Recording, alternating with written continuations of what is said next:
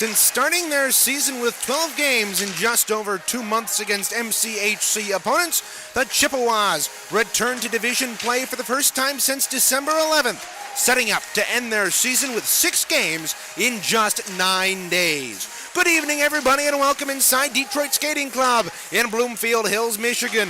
As we bring you up inside the broadcast booth, my name is Reagan Cleaves, and alongside Devin Sarah, we will have all the action for you tonight as the Central Michigan Chippewas dive into their end-of-year gauntlet against a team who hasn't won in 11 games, the Oakland Golden Grizzlies.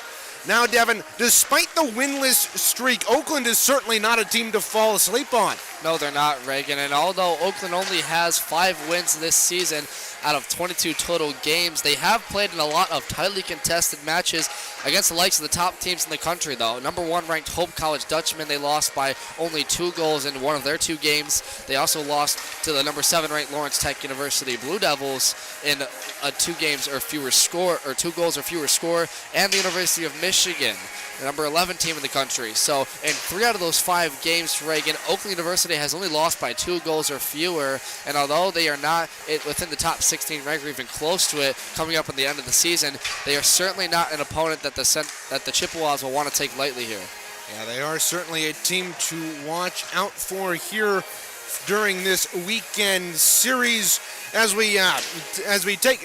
we take a look at this game here tonight, we'll take you through the game last weekend against the Trine University Thunder at Thunder Ice Arena in Angola, Indiana.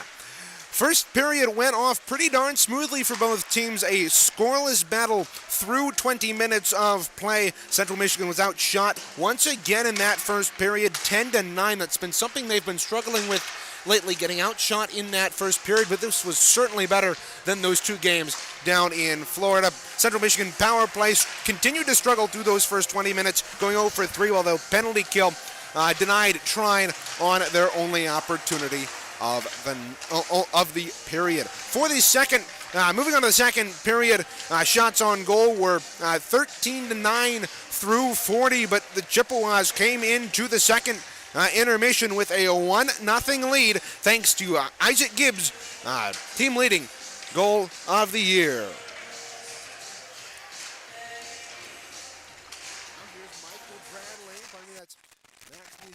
Trying to work it out. Nizala harassed from behind. Good keep there by Owen Campbell. He's in all alone. Campbell moving in. Oh, what a save. Rebound.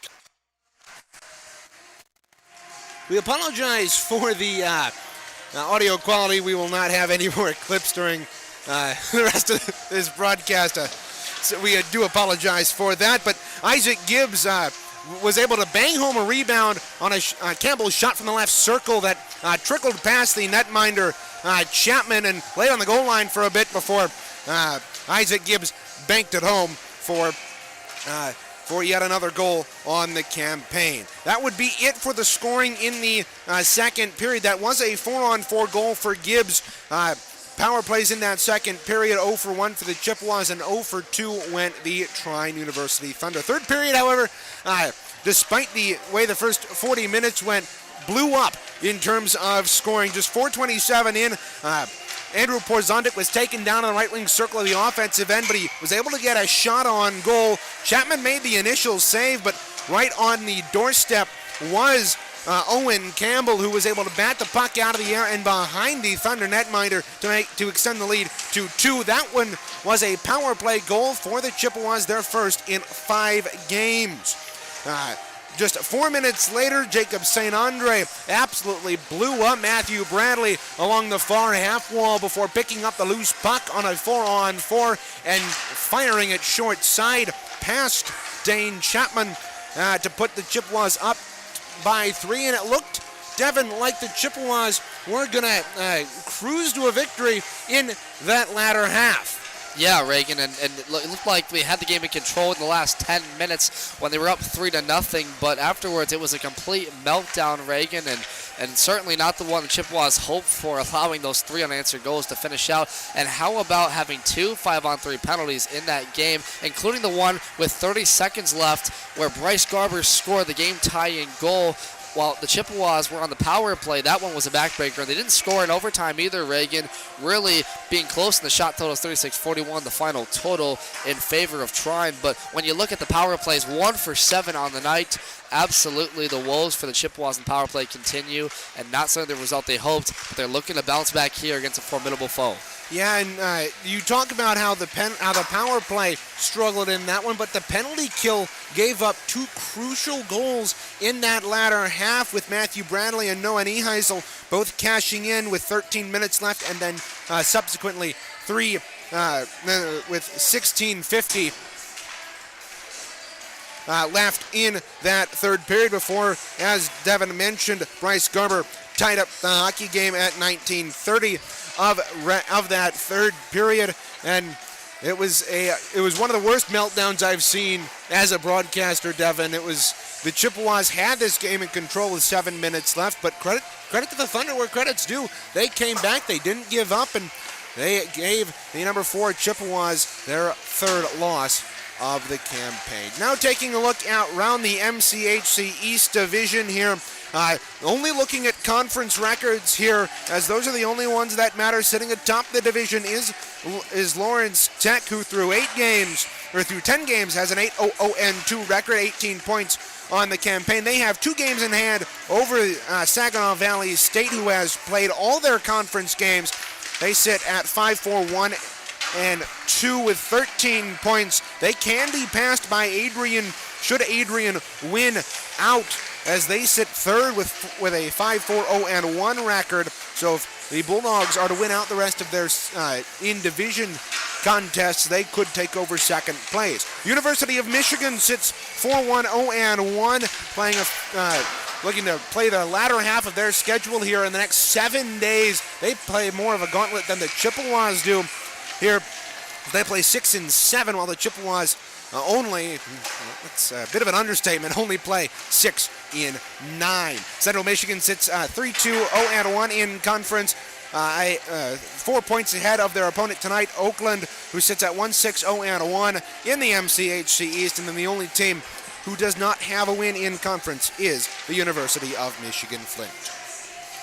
Time now to take a closer look at the 2 teams playing here today from this rink, the Detroit Skating Club here in Bloomfield Hills, Michigan. Central Michigan comes into tonight with 10 wins, 3 losses, 0 overtime losses, and 4 ties on the season. They sit 23 points, 17th in ACHA Division 3, and those points are for the entire Division 3 of ACHA. In the MCHC, as Reagan mentioned, they have 3 wins, 2 losses, and 1 tie. Good enough for 7 points total, and 5th place in the MCHC. 5th place behind Michigan and Adrian currently. And one thing about the Chippewas' 4 ties, they now sit with the most ties across all 3 men's ACHA divisions, and certainly not the most common of stats to call for a team in terms of wins and records and losses, but nonetheless, the Chippewas hold that one, and they are 4-1-0-4 on the road this season. All 4 ties have come on the road this year, and they're 5-2-0-3 in their last 10. They have wins over Adrian, Michigan State, Trine, and Calvin in that span. Losses coming against Florida Gulf Coast and Adrian, and then as I mentioned, the ties against Trine, Adrian, and Florida Gulf Coast. And, Reagan, as I was mentioning, you talk about having only picked up 4 of 8 points out of the break. CMU scored for the first time in a long time the first goal in both games against Trine University. Before that, it was a 5-game streak where they did not score first, and how that plays into the 4 out of the 8 points over the break. In each of those games where they did not score first, they only walked away with half of the points they would have liked, and I'm referring to that Florida Gulf Coast series, really, where they took the tie and the loss. So Central Michigan looking to reverse that luck so far out of the break. As for Oakland University, they sit with 5 wins, 15 losses, 1 overtime loss, and 1 tie this season. 12 points, 45th in ACHA Division 3 overall. They are 6th place right now, just ahead of Michigan Flint in the MCHC East, and 6th right now. And they have lost 11 straight games. Their last one came against Michigan State all the way back on October 31st, and a 5-3 win here at home for the Golden Grizzlies. And their last non-loss came against Adrian on November 14th. And all season, we talked to head coach Matt Sterling of the Oakland Golden Grizzlies, and he said this team has been plagued with the injury bug all season long. They have had as many as 9 guys out of the lineup across the campaign of 22 games so far, and it certainly hurt their chances of getting a up in the standings in the MCHC East and winning games probably they should have. But they have played in close contested games, I mentioned earlier in the pregame show, with the shortened staff that they have on this team. Taking a look now at our series history between these two teams, Oakland has pretty much dominated the Central Michigan Chippewas since the 2015-16 campaign. In that span, Oakland, through 13 games, has a phenomenal 11-2 record against the Chippewas. And as of right now, Oakland has won 2 straight, dating back to 2 seasons ago, when the last time these two teams played. It was a 7-4 win for Oakland at Martin Ice Arena, what was then the Isabella County Events Arena, on October the 19th of 2019. We're going to take a quick pause here just for a moment as we get ready for the senior night ceremonies here from Oakland. Oakland right now is going to honor 5 graduating seniors for that, and afterwards we'll head back to the scratches and players to watch here for tonight. Tonight, the Golden Grizzlies will honor 5 exporting seniors here from this team, which include the likes of Donnie Wood, Jackson Heacock, as well as Chandler Snyder. They will also be honoring Diego Fernandez, as well as Colin Parquette. And we will wait as those ceremonies begin to start. We'll look real quick at the scratches here before we get to the ceremony here. For Oakland University out tonight will be Michael Fanuff, as well as Brendan Deneau out of the lineup, Evan Prill, all of those forwards out here tonight. For Central Michigan on that side, it'll be Luke Wild, Kyle Chapman, Keegan Moore, Darsh Kashyap, Joel Drucker, and Lauren Jones as the scratches for tonight. Yeah, now taking a look at our players to watch for tonight.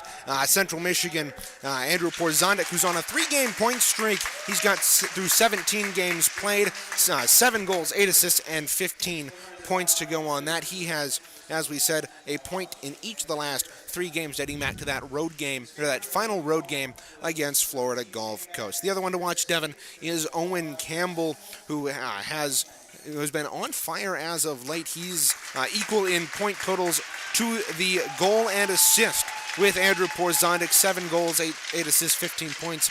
And he has been on fire as of late. Yeah, he really has been, Reagan. You called that Trine series where in the last game he scored a goal as well to match up his 2 in the first game. And really, Owen Campbell, when I talked to assistant coach Dalton Sutherland earlier, said he's such a dynamic player for being so young on this veteran Chippewa team. He's really doing everything on the power play and on the equal strength to get to the front of the net and really cause havoc. He has, through 17 games, 7 goals, 8 assists, 15 points.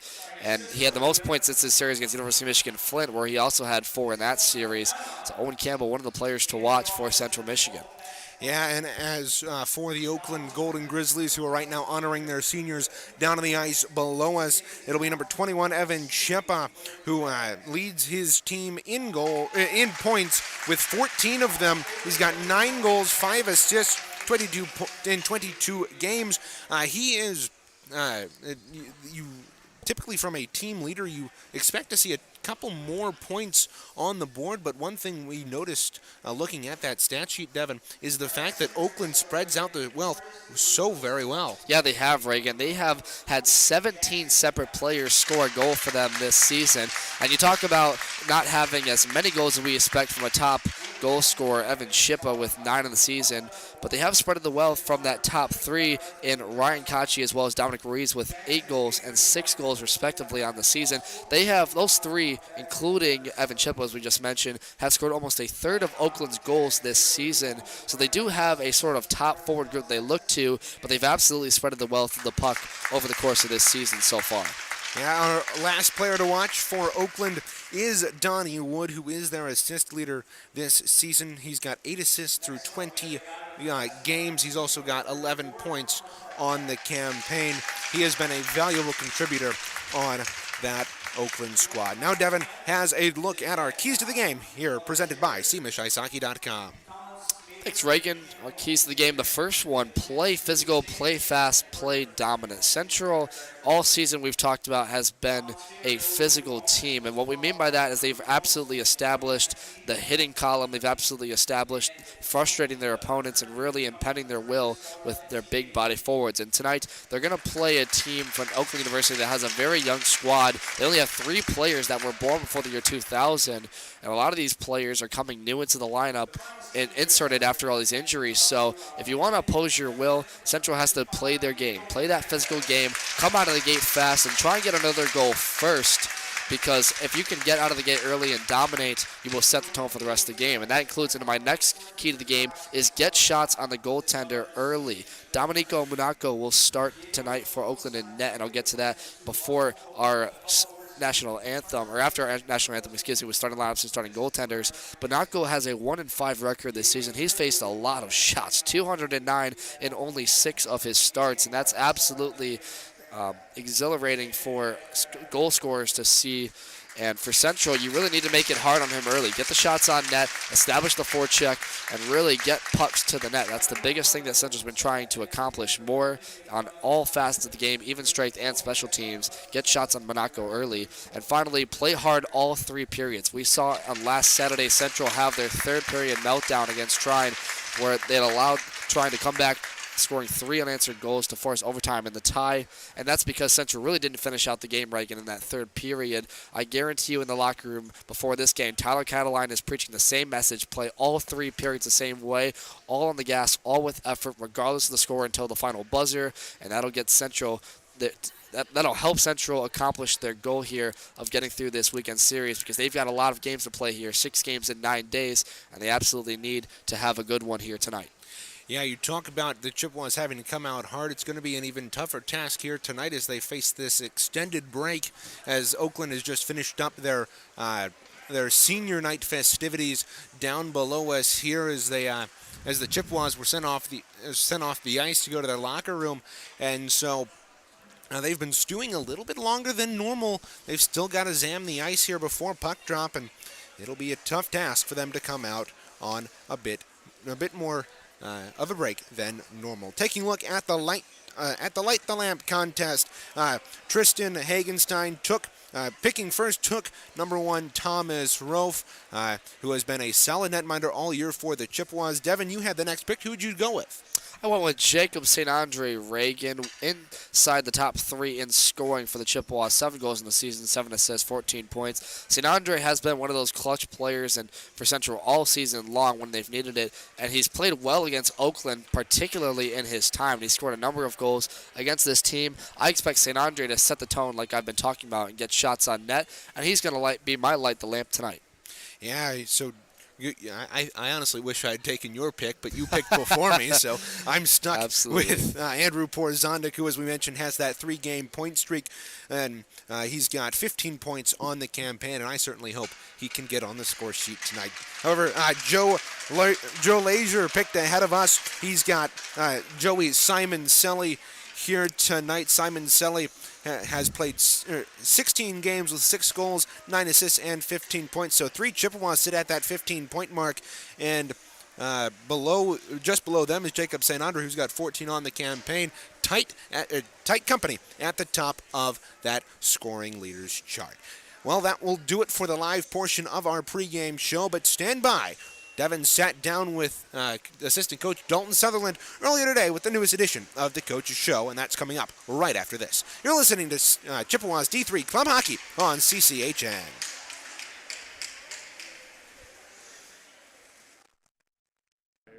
You ready? Yeah.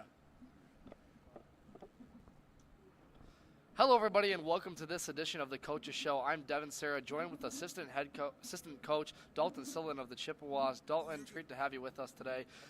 We are coming into a series where you guys are going to play 6 games in 9 days, including this one against Oakland. But I want to ask you a little bit about this series. Tell us what it was like playing against Oakland University in your time. You played a lot of games against Oakland over the course of your playing career for Central Michigan. Tell us a little about what we can expect from a Central Michigan versus Oakland game. We've heard the stories about physicality, about this place rocking. Tell us what we can expect here today. Yeah, tonight, every time we play here at Oakland on the road, it's we get a lot of fans for us as well because this is where a lot of our guys are from, east side of Michigan. So, it's usually a lot of fans here, and it's like you said, it's always a lot of heavy hitting. Whether we like it or not, it's a big rivalry between us. So, they have a banner up there that they won the national championship. They beat us in the semis that year. So, there's bad blood that goes all the way back to then. So, that was my freshman year, and it's always been a rivalry since then. So it's going to be just expect a lot of hitting, a lot of physicality all around, and it's going to be a heavy game. Yeah, Dalton, and about the heavy hitting, we have a lot of big end forwards on this, and even though he isn't one that shows up in the physicality department, Owen Campbell has been on an absolute tear for you guys as late. He had 3 goals and 4 points against Tryon in the past weekend series. Tell us a little bit about what he is doing on the ice that's producing so much offense, and how is he so well able to maneuver to the front of the net? Yeah, Owen is he's a very skilled player, and obviously he's one of our younger guys, but he plays a big role for us.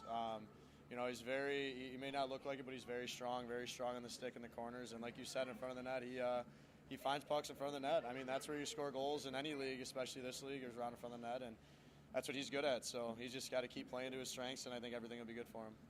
Finally, Dalton, I did just mention the 6 games in 9 days. Tell me about where does this game fit into the grand scheme of finishing out this regular season? You guys are getting ready for tournament play and a hopeful bid to the national tournament. So what is the mindset approaching this game, and how are you approaching the 6 games in 9 days overall? Yeah, I think one game at a time. I know we have a lot of games coming up here, but our motto right now is taking one game at a time. So right now we're focused on Friday at Oakland, and then once that game's over, then we'll focus on the next one. But right now it's we're really just preaching a one game at a time mentality. So right now we're focused, like I said, today on Friday, and everything else in the future we'll worry about that tomorrow. So that's kind of the only way you can take a stretch like this. It's a lot of hockey and a lot of and short turnaround. So better be ready to go, right? Absolutely. Thank you, Dalton, for your time. I appreciate it. We'll be back in the booth with Reagan Cleaves to get us set for Puck Drop. You're listening live to CMU D3 Hockey here on CCHN.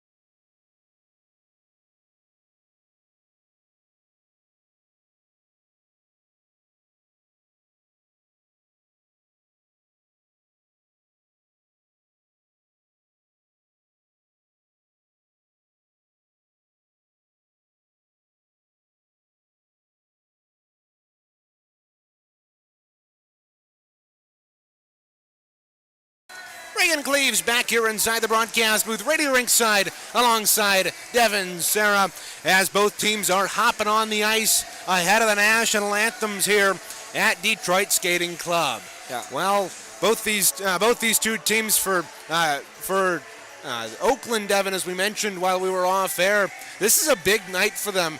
Though they've lost 11 straight, for their seniors, they're going to want to come out and start off strong. Yeah, Reagan, their senior night here. They're honoring 5 departing seniors here for their team, which include the likes of Wood, Heacock, Schneider, Fernandez, and Parquette, as we mentioned in the pregame show. But on a senior night like this, you really want to play well in front of your home crowd. This is a decent crowd here tonight in favor of Oakland, about 78-30, I'd say, with some Chippewa fans near to their side of the ice, left to right. But it's a big night, a senior night. You want to play well in front of your crowd. Expect them to turn up the intensity tonight to play here for their friends and family. Yeah, and it should be a fun one here. Oakland has dominated the series the last since 2015-16, Devin, as they have gone 11-2 since that time, as we mentioned earlier on in our pregame show.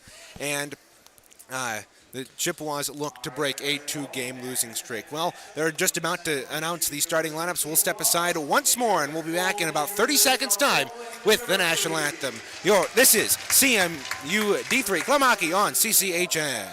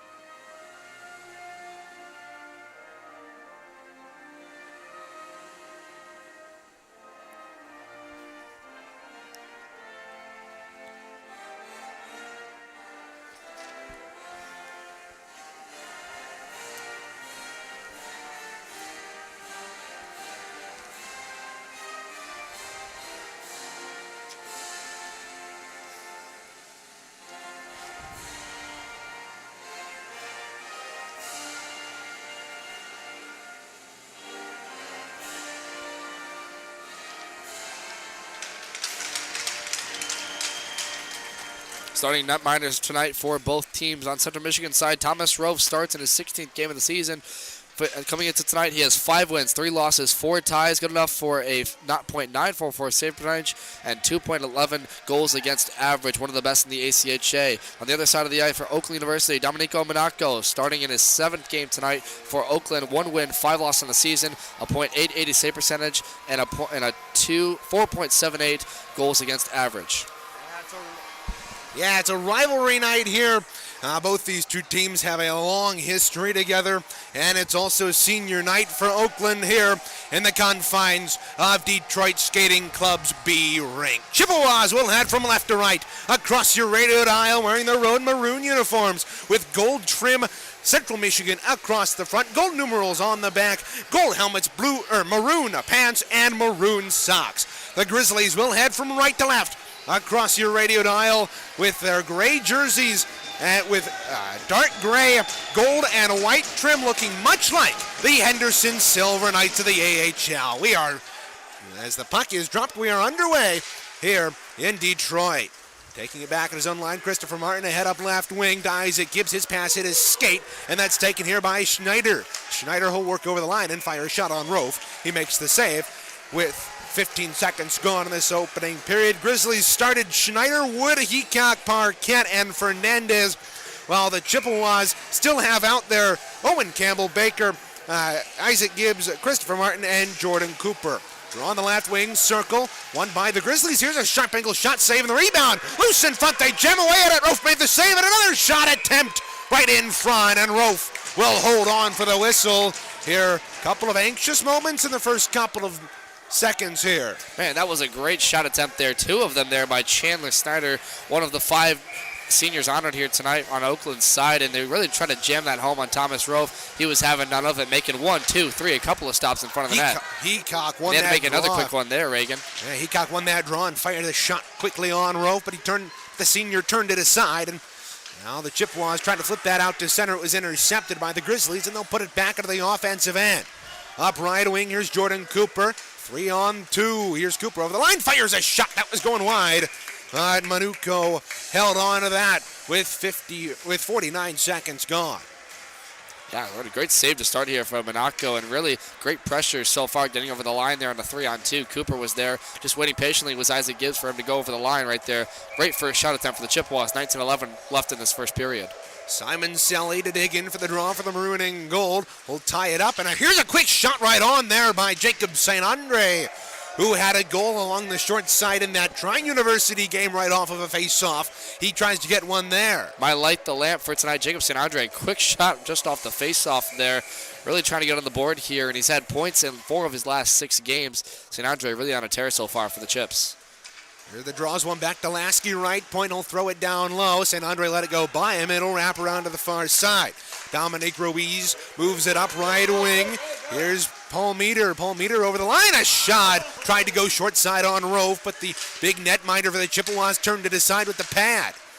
Chippewas clear that out to center. Nifty stick play there by St. Andre, who'll move over the line. Try to pass across to Simon Selly, but it came out of the zone before the Chippewas throw it back in. A minute and 25 gone here in this opening period. It's tipped into the Chippewa end to our left. Christopher Martin, a pass was knocked out of the air, and St. Andre controls. We'll move it ahead to right check. His pass to the near side was knocked away. Pardon me, that's Porzondek. And the puck is loose in the Grizzly end. Good keep there by Jay Nadeau, who'll throw it down from the right point to the far corner. Austin Ritter's hurt going back off the bench, Reagan. He was out here with McComas, and to start with the forwards, Porzondek, and not something you want to see early here, going off the side there. Going to get his arm checked out there, separate off the ice. 2:08 gone here in this opening period of play. Jay Nadeau moves it up top to Christopher Martin, but it was out of the reach of the younger Martin brother, and it goes all the way back to the Chippewa end. Outlet on right wing, bouncing puck bounces around in the slot, and the Grizzlies clear it out to center ice. Keelan Baker, the captain, there will take it and fire it in on Manuko. 2:30 gone here in period number 1. The Grizzlies will charge right to left as they come out of the zone. Bounce pass up to Platt. Austin Ritter comes back on the bench. Good to see him get up after that. You hate to see that so early in a game here. And now we're going to have a penalty coming up here. It's Rychuk. I think the referee said too many men on the ice. That's what I think. Or Rychuk's. Yeah, never mind. It was just talking about the icing, keeping those correct players. My apologies. We stand 5-on-5. The division between the penalty box and the bench is not very clear, and it looked like Ben Rychuk may have hopped in the penalty box. Now Here, that was Brody Plant. He got taken down, and now Keelan Baker charges up right wing over that line. Will move into the corner, harassed there by Lau. His shot was knocked away, and that's Koskanak. We'll play it up and out of play, so we'll have a draw in the right wing circle of the Grizzlies' end. You know what's interesting, Reagan? We talked a little bit about this referee lineup before the game, and we were seeing there we have 2 linesmen out here as it sees, and one linesman, 2 referees, and an interesting lineup here. Not something you typically see, Reagan. You are a referee yourself for USA Hockey, and that's not a usual look out here. Here's a shot from the point, was blocked out in front, and yeah, we've had it ever since the Florida game with the referee situation. Typically in a 3-man crew, you'll see 2 referees, or 1 referee, 2 linesmen. Now pass into the slot of the Chippewas, and lays in front of over, they score! Oh my goodness, a fluky play out in front. I didn't see who got the goal on the back door, and the Golden Grizzlies open up the scoring at 3:23. Yeah, great goal there, crashing the net there for Oakland there, and scoring out there. It looked like that was number 10 for Oakland out there. But nonetheless, what a great play there in front of the net. Really, Rofe didn't have him for the second chance, and it only took 1 shot, skating wide in front of him to get Oakland their first goal of the game, 16:37 left to go. And it looked like Rofe tried to clear that to the corner, but fanned on it. And the Chippewas, after breaking their streak of getting scored on first with 2 straight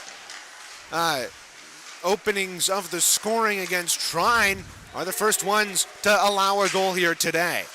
Bouncing puck around at the Chippewa line. Here's Brendan Martin out there with Austin Ritter. Outlet ahead to Jordan Cooper over the line, right wing. And we're going to have a whistle here. Straw's going to come into the right wing circle. Here with 3:55 to go, or 3:55 gone in period number 1. It looks like, Reagan, that was Donnie Wood crushing that. We'll get official scoring here from the scoring table, or official goal numerics from the scoring table here, but Oakland getting the first goal now. Central now in 5 of the last 7 games have allowed the first goal, and not something you want to see early. Certainly head coach Charlie Cataline on the bench right now, not liking what he's seeing from his team. Certainly that's something we talked about on the Florida trip, as a shot from the right point of the Chippewa end was batted away by Thomas Rofe. Outlet pass off the skate of Cooper, corralled by Baker. Keelan Baker pitchforks it out to center ice. That will not go far enough for icing. Now here's Campbell, a shot, sharp angle rebound, popped up in the air. Jordan Cooper getting in on that rebound, and Manuko had to make the save as it pops up out of play with 15:33 to go here in period number 1. Well, will come into the right wing circle of Oakland once more. It'll be Joey Simon Selly in that second line out there for the Chippewas. Simon Selly can't win the draw, and the Grizzlies get it out to center, but Keelan's Baker keep-in was put up into the netting. And you know, Reagan, that goal scored on Thomas Rofe is a little unusual. They went glove side right there over the glove, as he just couldn't get his left arm up enough to get that one, as we got a quick whistle from the faceoff. And really, when teams try to beat Rofe sort of on the blocker side, they like to go between his pads and that blocker. That time they went over the glove, and Rofe shaking his head, not exactly happy with that first goal, but nonetheless, you got to shake it off and get back to play here, as it's still really early in this game. Yeah, and it was a bit of a fluky one. It looked like he was trying to screen it to the corner. Now here's Kostick in the circle, a shot. That was high. Here's the announcement on the goal.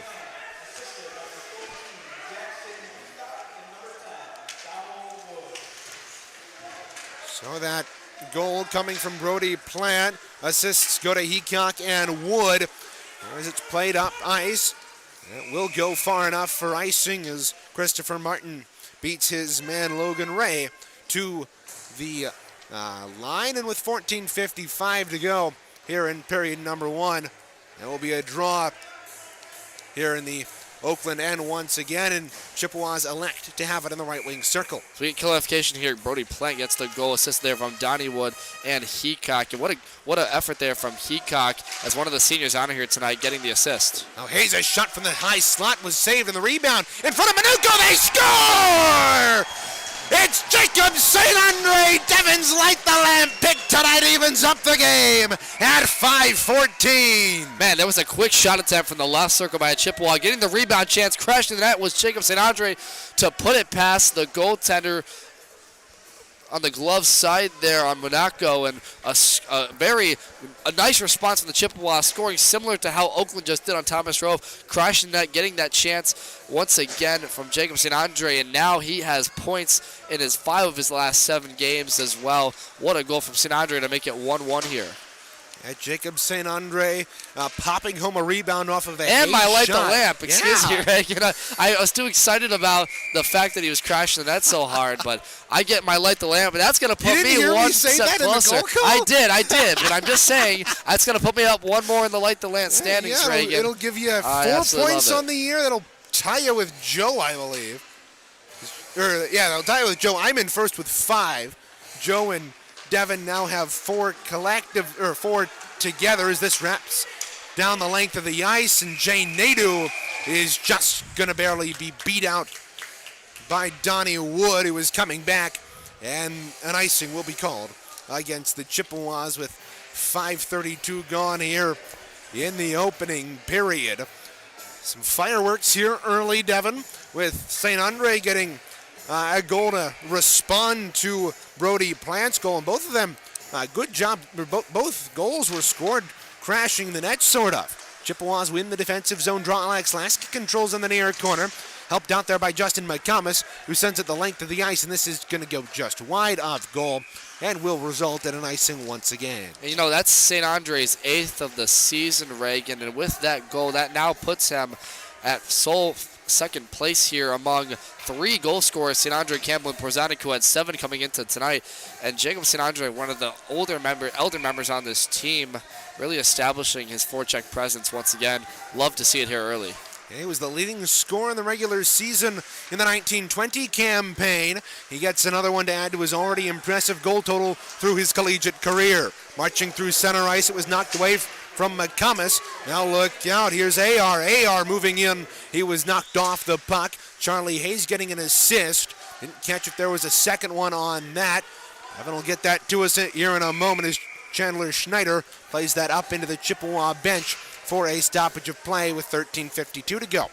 We're still without a penalty in this game, Reagan, but a really back and forth effort there from both teams with Plant St. Andre's goals. And really this is just the establishment of the offensive game that probably both these teams talked about. Matt Sterling emailed us or messaged us before this game and was talking about how this is such a younger team and there's a lot of new players coming into this lineup after the injuries they faced, being plagued with the injury bug. But Oakland is a team that can score a lot of goals, and they scored 4+ in at least 6 of games this season, and Oakland certainly not one to take lightly here from the Chippewas in a 1-1 game right now. Bouncing puck at the line as Aiden Gazdecki shows why hockey is hard, falling on the ice, surface down below as Chippewas regroup in their own end. Cross ice stretch pass to Julian Johnson. He'll tip it into the offensive end and pursue it there himself. Far corner, he goes after his man, and Rychek gets lit up, breaks his stick in the process. He's going to bring that to the bench, and he'll go off in favor of Isaac Gibbs. Now moving over the line, here's Paul Meter. Paul Meter into the far corner, crunched by Ritter in the far corner. Now they feed it out in front. Good poke check there by Thomas Rofe, and the Chippewas will get it as far as center. Duncan McLeod corrals the bouncing puck, and he's across the line. He had the puck knocked away from him, and an outlet pass there by Keelan Baker goes all the way back into the Oakland end. 12:42. Here's a good keep by Baker. A shot popped up in the air. Rebound batted just wide. Looked like by Cooper out in front. Big hit by Jordan Cooper. That's going to garner a penalty here against the Chippewas as they touch up. It's going to be a rough. Wouldn't be surprised if that's a boarding penalty on Cooper. We'll await the signal from the referees. They are discussing in the official circle across the way. Here is much like Martin Ice Arena, Detroit Skating Club. At least this rink has everybody over on one side. The other, the C rink, the biggest rink here at Detroit Skating Club, does have the penalty boxes on the opposite side of the benches. That is the home of 3 high school hockey teams, including Lake Orion and Clarkston. It looks like it's going to be a bit more than just 2 minutes, Devin. Yeah, that was a huge hit. Cooper absolutely laid out there on the Oakland forward, and you want to talk about physicality. I talked about it, one of the keys to the game. Well, there was a couple of big hits laid out here in the first couple of minutes. We just, as Reagan announced, Ben Rychuk got lit up and broke his stick in front of the Oakland bench. And really, this is a rivalry game that Dalton Sutherland and I talked about. And he's talked about over the years how teams have gotten chippy over the years. A lot of physicalities. There's going to be a 5-minute major put up on the board there for Jordan Cooper, one of the aforementioned penalty getters, third in the team right now in penalty minutes, and sat 2 games earlier this season for infractions as well over the course.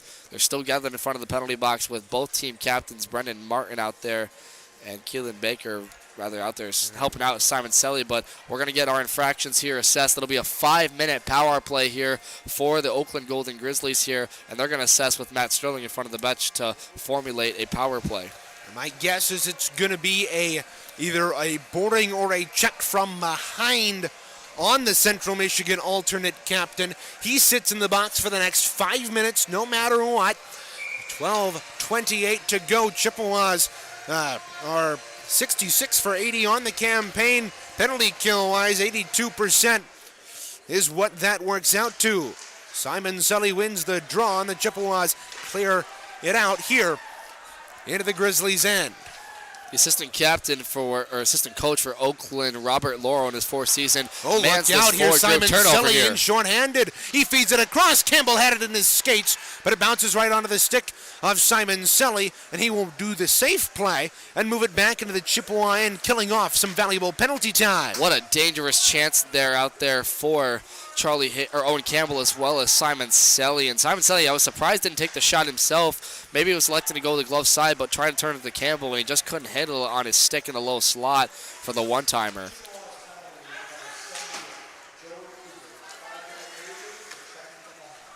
So will be a checking from behind penalty here assessed for Jordan Cooper. Behind the net, Keelan Baker controls and fires the length of the ice with 4:06 to go on the all-you-can-eat power play for the Grizzlies. Clearing attempt kept in by Ben Rychuk at the left point. He'll fire it around. Taking it there is Dominic Ruiz in the near corner. Who'll move it up left wing over the line. Here's Kochke. Kochke feeding it out in front into the slot. It was onto the stick of Donnie Wood looking for his second point of the night, but he couldn't capitalize. Now up at the right point, Konskak had it knocked away from him, but he'll keep it in right point. There's a long wrist shot. Turned aside by the right pad of Rofe. Now Heacock feeding it out in front, loose in the pads of Rofe, and he holds on for a whistle as some extracurriculars ensue in front of the Chippewa net. Yeah, that's Rychuk getting in there, really defending his goaltender on the Oakland forward there. That was number 28 over there. And you want to talk about a player that, Ryan Kochke that was, and you want to talk about a player that stands up for his goaltender, Ben Rychuk. No matter what the scrum is, no matter what the altercation is, Rychuk's going to stand up for his teammates through and through, and in a much-needed penalty kill here, he's one of the players that Central relies on for this group. And Keegan Moore is one of the scratches for tonight. They're going to be replacing him with Austin Ritter on that top penalty group with Aiden Gazdecki, so much-needed one coming up here. Metz wins the draw up to the left point. Konzak near side for Pastor. Pastor top of the left circle, up top for Konzak. Konzak feeds it across, looking for the pass back. It was blocked by the Chippewas, and they will clear it off of an Oakland stick and out to center ice with 10:44 to go here in the opening period. Austin Ritter really getting in the passing lanes right there. He's going to go off the bench and be replaced here with Keelan Baker, and that's what the Chippewas need to do. On a long power play like this, you really need to settle the ice down, really slow down Oakland's attack. His lookout player wiped out there. Yeah, Ben Rychuk, instead of taking control for the Chippewas, elects to swing it around behind the net. But as I mentioned, just slowing down the ice, really putting yourself in those passing lanes and slowing Oakland's offense down. This is a big power play for Oakland, but if they cannot capitalize on this one on a 5-minute power play, that's certainly going to hurt their chances later in the game, or at least their confidence going forward on what they can do offensively. Now on the left wing, plan across. Here's a shot right on, and Rofe makes the save, denying Richie Metz of that goal with the left glove. Central has allowed a power play goal in their last 4 games, but you want to talk about a great effort here so far. 2:31 left to go in their power play. A good effort here. Fans, don't forget that CMU Club Hockey Network YouTube channel is your one-stop shop for highlights, exclusive interviews, and full game broadcasts for CMU D3 hockey. Make sure to subscribe and turn on notifications. That's to never miss a moment of Chippewa hockey. Just go to YouTube and search CMU Club Hockey Network to find the channel. Why do we need play-by-play when Devin can just give you the reactions while he's doing ad reads? As a Chippewas taken down, delayed penalty coming up on the Grizzlies. Now here's Christopher Martin at center ice, puck bouncing around on the stick of Jay Nadeau. Rofe to the bench, sits 5-on-5 rather for the next for the rest of the Chippewa possession. As the Grizzlies touch up, it's going to be a tripping call. So for the next 1:59, it's going to be a 4-on-4. So Chippewas have successfully killed off that 5-minute the 5-minute penalty kill, as that will expire before out of the box comes Dominic Ruiz, who is sent off for a trip here with 9:28 to go. Yeah, and a big one coming up here for the 4-on-4. Central is really good on the 4-on-4, Reagan. They have scored a goal on 4-on-4 in 3 out of their last 4 games. And right here, they're going to have a little bit of that, as you mentioned, not much of that power play time left. It's really going to go back to 5-on-5 right after this with even strength. Shot patted away by Thomas Rofe. You mentioned 4-on-4 capabilities of Central Michigan. 2 of their 3 goals against Trine were on the 4-on-4.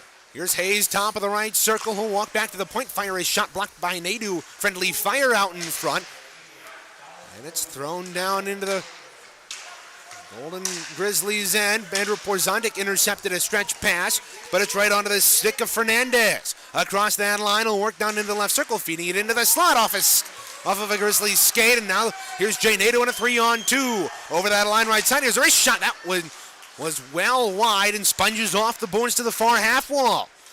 Grizzlies take it and clear it the length of the ice here out to center. Here's Brennan Martin, the Central Michigan captain, trying to dipsy-doodle through the defense. He lifts the stick of his man, pursuing it behind the net. It's taken away, and the Grizzlies send it the length of the ice, as this will not be an icing, as it looked like Austin Ritter beat his man to the far side, but the referee waved it off. That's great speed there by Ryan Kocha to catch up to Baker. Yeah, great speed. Now here's Campbell over the line into the offensive end, right wing corner, pulls up. Hold it there. Pass off the boards up to Ritter. Ritter right point. Looks like his shot was blocked by Kochki. Grizzlies hold it behind their net. 24 seconds to go in the 4-on-4. Here, Grizzlies moving right to left, out through center, stepping around a Ritter check there was Kochki, and he'll send it in on Rofe. We'll leave it for his captain, Keelan Baker.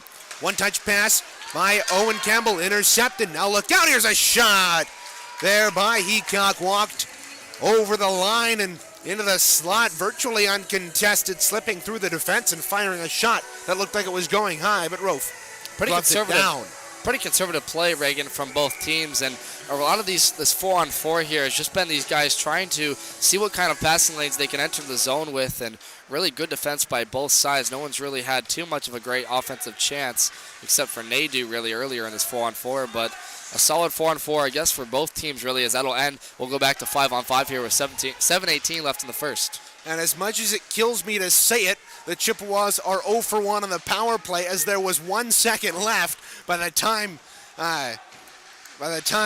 number 88, Dominic Ruiz, returned to the bench. So the Chippewas have failed on a 1-second power play and fall for 0 for 1. Keelan Baker, right point, lets a shot go deflected out in front. Simon Selly on the rebound. He's hauled down behind the net, right in front of the referee, no call. And the Chippewas give it away. The Grizzlies march right to left. Working out, here's Parquette, throws it into the offensive end, and Oakland will change. Here's Keelan Baker moving up left wing, squirts past the defense and over the line. He'll work into the corner, feeding it out in front from the left wing. It's skittered through the crease. Now Kostnik, high slot, trying to feed it down to St. Andre, but it was knocked away. 6:24 to go here in the opening period. An outlet pass. Moving in, here's JPAR. Old kitty corner to the far side. It's intercepted there by Logan Ray. Ray pinned up in the far corner. Grizzlies get it out in front of Rofe, but onto the stick of a maroon and gold decked player. Now look out, feeding it into the slot. A shot on Rove. That was blocked. Rebound laying in the circle. Chippewas eventually get it and clear it out to center off of the leg of Duncan McLeod. Man, that's a great job by Christopher Martin there, getting in the passing lane of the Oakland attacker right in front of the net on Rofe, and never really got the shot off. Oakland being kept to the outside by Central Michigan, but right there, getting in the passing lanes when they need to and blocking off shots. Much better defense here from Central Michigan. Delayed offsides as Gazdecki and Paul Meter got crossed up, sending Paul Meter over the offensive line before his teammate dumped it in. Puck back now into the Oakland end as a big flying hit there on Hayden Flynn. Returns the puck into the Oakland Grizzlies' favor. Now down in the left corner, Donnie Wood working down low. He's got it right circle. Great defensive back check there by Ben Rychek to knock him off the puck and allow the Chippewas to clear it. Man, Donnie Wood was just a step behind that puck off the centering feed, and had he had probably one more second of patience there, could have went glove side on Rofe. Here's Gazdecki across that line, gets thumped to the boards, leaves it for Hayden Flynn. Gazdecki gets it right back, though, chases the bouncing puck. Here's Ritter, a shot! That whistled high. Here's Martin, a shot, tipped in front, score!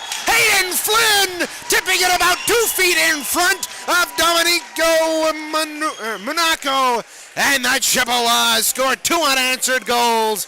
And at 15-15, they lead it 2-1. Austin Ritter shot that one from the left point wide. It came all the way back to the point for Brendan Martin, and he just sent a wrister on net that was tipped over the glove side of the goaltender by Hayden Flynn. What a job there getting the tip in front. And how about Hayden Flynn now, Reagan? He has had goals in back-to-back series so far. He had one in the first game against Trine, and now he has one in the first game against Oakland.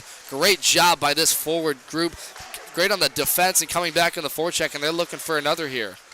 That was just the Chippewas' 11th shot of the game. They're within 4 of the Golden Grizzlies right now, as this is going to go for icing against Oakland here. And so we'll have a draw back into the zone to our right with 15:31 gone here in the first period. That's great work there by Hayden Flynn, working out in front. He's a fourth liner, doesn't get a ton of playing time, but when he does, it's usually to fill in as that extra player. As here's a delayed offsides on the Chippewas, as that puck just barely came out of the zone. But great presence of mind from him to park out in front, provide a screen as the big body that he is. There's a shot blockered away by Thomas Rofe.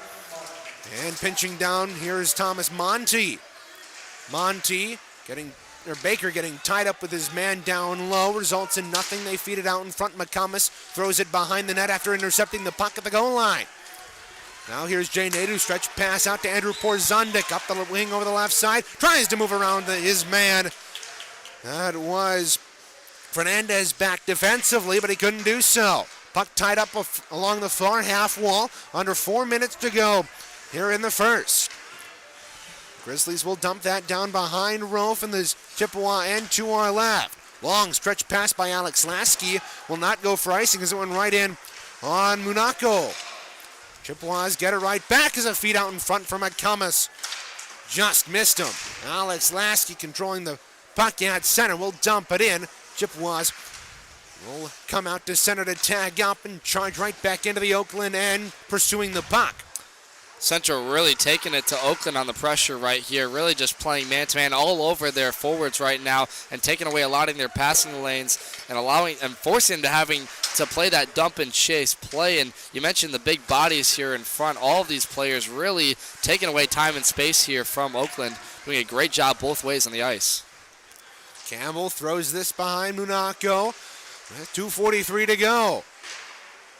Oh, a shot from the sharp angle from the right corner off the stick of Isaac Gibbs is batted up into the air by Monaco and simultaneously gloved down by the Golden Grizzly netminder. Coming into tonight, Oakland had an 11-game losing streak, and they've played in a lot of tightly contested contests, and this one here. And right now in a one-goal game, Oakland seems to be tilting the ice in their favor right now after Oakland had the hot start in the first 5 minutes. Yeah, this is some really good pressure put on by the Chippewas here it's kind of refreshing to see them come out this strong and such a dominating performance. Just through the first 18 minutes and change here. Oakland had an opportunity the other way, but it was shot down. Here's Isaac Gibbs over the line right side. He'll move into the high slot, cut to the left circle. A shot saved by Monaco, and the rebound is in the left corner, cleared up to the point, but not out. Austin Ritter, a shot from the left point was blocked, and now the Grizzlies move out right to left. Here's Kochke over the line, a shot right on Rofe, patted away, and the rebound taken there by St. Andre and flung across to the near side. Grizzlies get it past the offensive line. Campbell couldn't fling it out.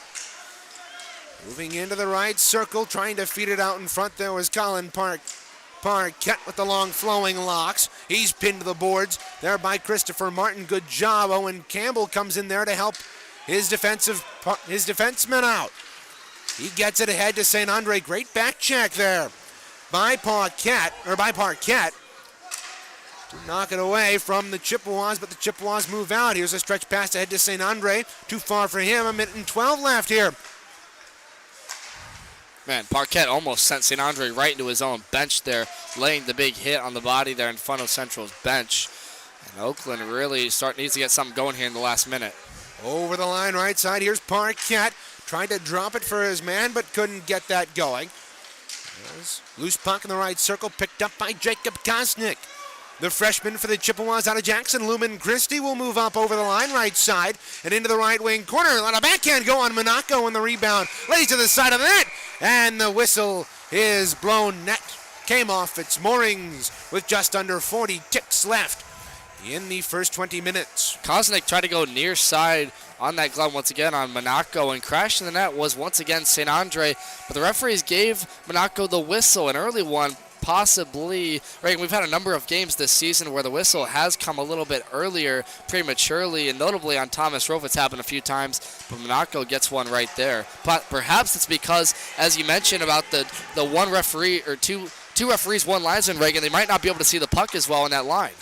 Well, working as a referee, there's a loose puck out in front, bounced around the crease, and it was cleared out of harm's way as it goes up and out of play. Working as a referee, it's really hard, especially if you're in that corner, to see a play that's tied up along the far side of the net, and that's where your referee up at the opposite line has to call loose for your benefit, so you know that the puck is not tied up by the goaltender. Now St. Andre right off the draw, patted away by the left pad of Monaco. 17 seconds to go. That's played out to center ice. Here's Richie Metz over the line. He'll work into the right circle. Good kick away by Hayes, but they score nonetheless. The Chippewas couldn't clear the rebound by Charlie Hayes' defensive work. And with just 8 seconds left, the Golden Grizzlies tie up the hockey game. Man, you want to talk about a swing there. And I don't mean by the golf swing, I mean that was number 17, Richie Metz, getting the goal there. But Thomas Monty got this puck off the blade of Charlie Hayes. He kicked away the stick handling of Metz as he was moving in on the net, got it free, and it went all the way over to his assisted there on the goal there as assistant player. We'll get official tallies here. But what a job getting the rebound there from Metz, just having a wide open net on the blocker side of Rofe. And they even this game within 10 seconds left in the first period. And Oakland gets one right back. They're going to go back into the locker room tied here at 2. Yeah, it was a rough one there as Charlie Hayes tried to clear it off of his skate. It ended up being intercepted by Jackson Heacock, and he was able to feed it to the near side onto the back door. It was pounded home by the Golden Grizzlies to tie up the hockey game. First intermission has come. We'll step aside. Devin Serra will have the first intermission report on the other side. You're listening to CMU D3 Club Hockey on CCHN.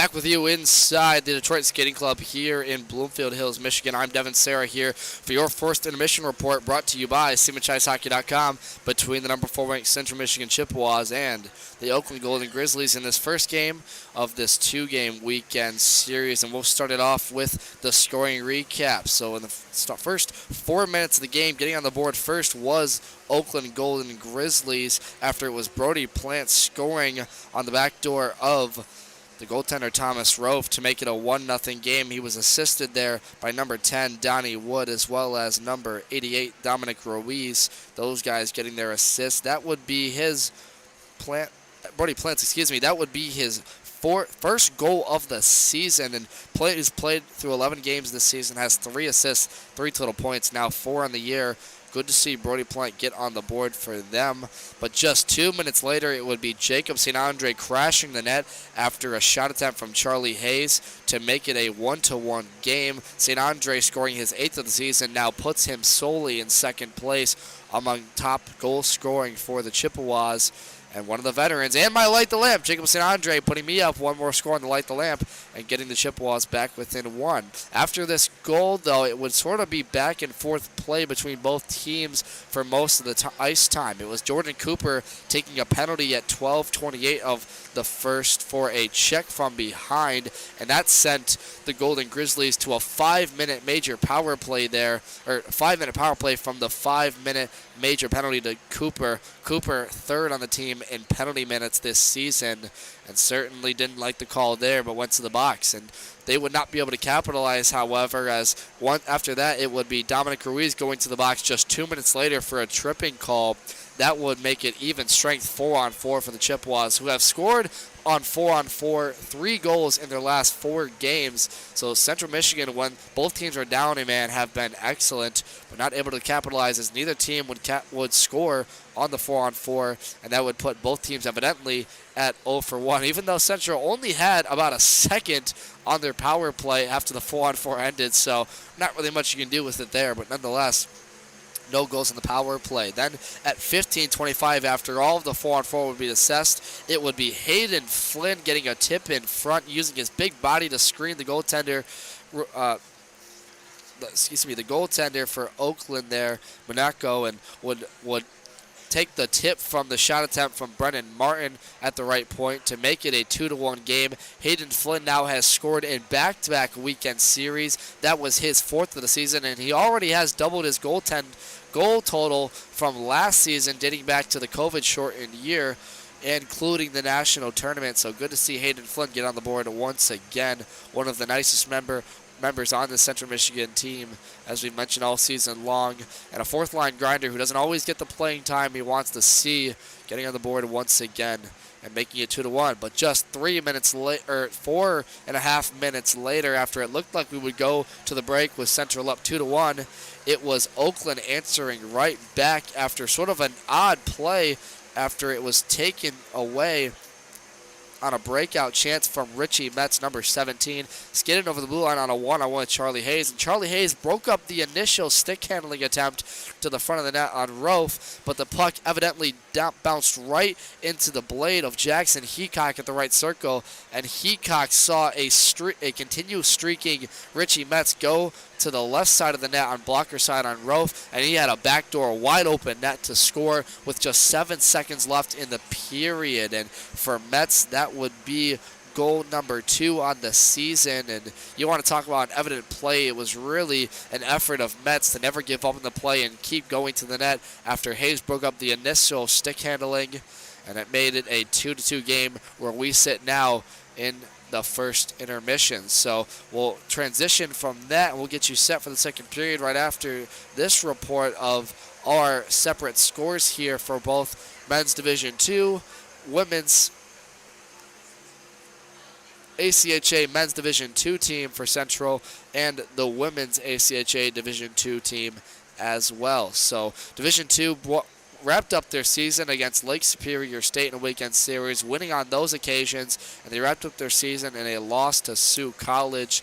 The Division II Chippewas had a tough outing this season, losing the majority of their games, but in a year where they had a number of new members of the team and freshmen and a new head coach. Division II going into the offseason will look to improve on what has been a tough year, but a growing year for a young Division II squad. As for the women's team on the other side, they wrap up their season this weekend in a number of games coming up against Notre Dame, Northern Michigan University in a pair of weekend series. Those will take place February 5th and February 6th, and those will be home games for Central Michigan. Puck drop is set for 7 p.m. Eastern tomorrow after the men's game, and it's also senior night for the Lady Chippewas, so come out to the game if you have any time in the Mount Pleasant area to watch them finish up on their senior night. They will also play Northern Michigan University February 19th, February 20th, and that will end the regular season for them. As for the rest of Central Michigan athletics going on right now, the track and field side sees a number of showcases and invitationals going on right now. The Notre Dame Mayo Invitational in South Bend, Indiana, taking place today at 4 p.m. earlier. We are awaiting results from that one here for you, but you can check the Central Michigan website at cmuchippewas.com/athletics calendar for all updates on that. Gymnastics at the Kentucky Quad meet right now, taking place at 7 p.m. That game can be seen on the SEC Network Plus if you have a network such as that. That is taking place in Lexington, Kentucky. Wrestling taking on Edinburgh University, the Fighting Scots, tonight at 7 p.m. That's on Flow Wrestling TV, and that will take place in Edinburgh, Pennsylvania. To wrap up the scores for other Central Michigan athletics, the Notre Dame Mayo Invitational taking place once again tomorrow. Women's basketball will be action against Buffalo from Mount Pleasant as well. Both the women's and men's teams will be taking on them in Mount Pleasant in back-to-back games. And it's a whiteout night for the Chippewas, and they're expecting a whiteout night for the men's basketball team, the Chippewas. So the first 400 fans in the building will get a whiteout T-shirt complimentary of CMU Athletics. So an important one there. That game coincides with a CMU game tomorrow against Oakland University in this Division III hockey league to finish up their weekend series. So if you have time to split even between Martin Ice Arena and McGurk Arena, head on over there tomorrow, as we'll go now once again to the break to get you set for the second period, back with Reagan Cleaves in what is now a 2-2 tie between Central Michigan and Oakland University in the first of this two-game weekend series here from the Detroit Skating Club here in Bloomfield Hills, Michigan. We'll step aside real quick. This has been Devin Sarah with your fourth intermission report, brought to you by CMHIceHockey.com. Stay with us. We'll be back for second period action here for CMU D3 Club Hockey here on CCHN.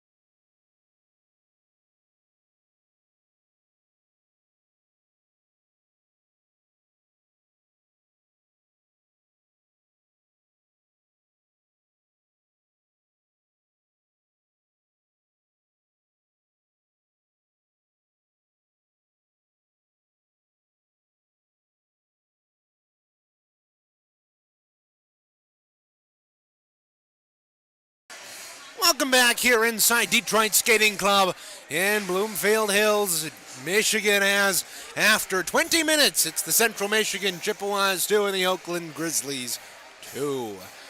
Pretty awkward start to this hockey game. A couple of weird goals going in for both squads. A lot of hard-working goals for both teams.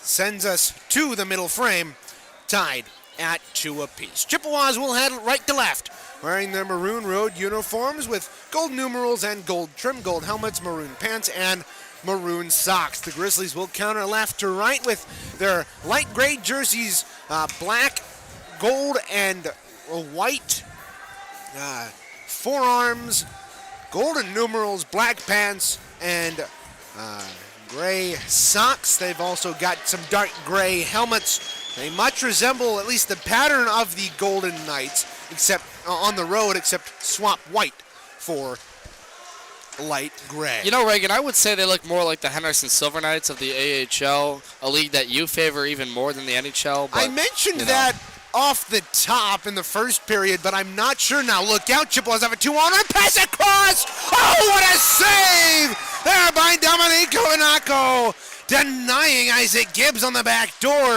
with a beautiful opportunity on a feed from Owen Campbell.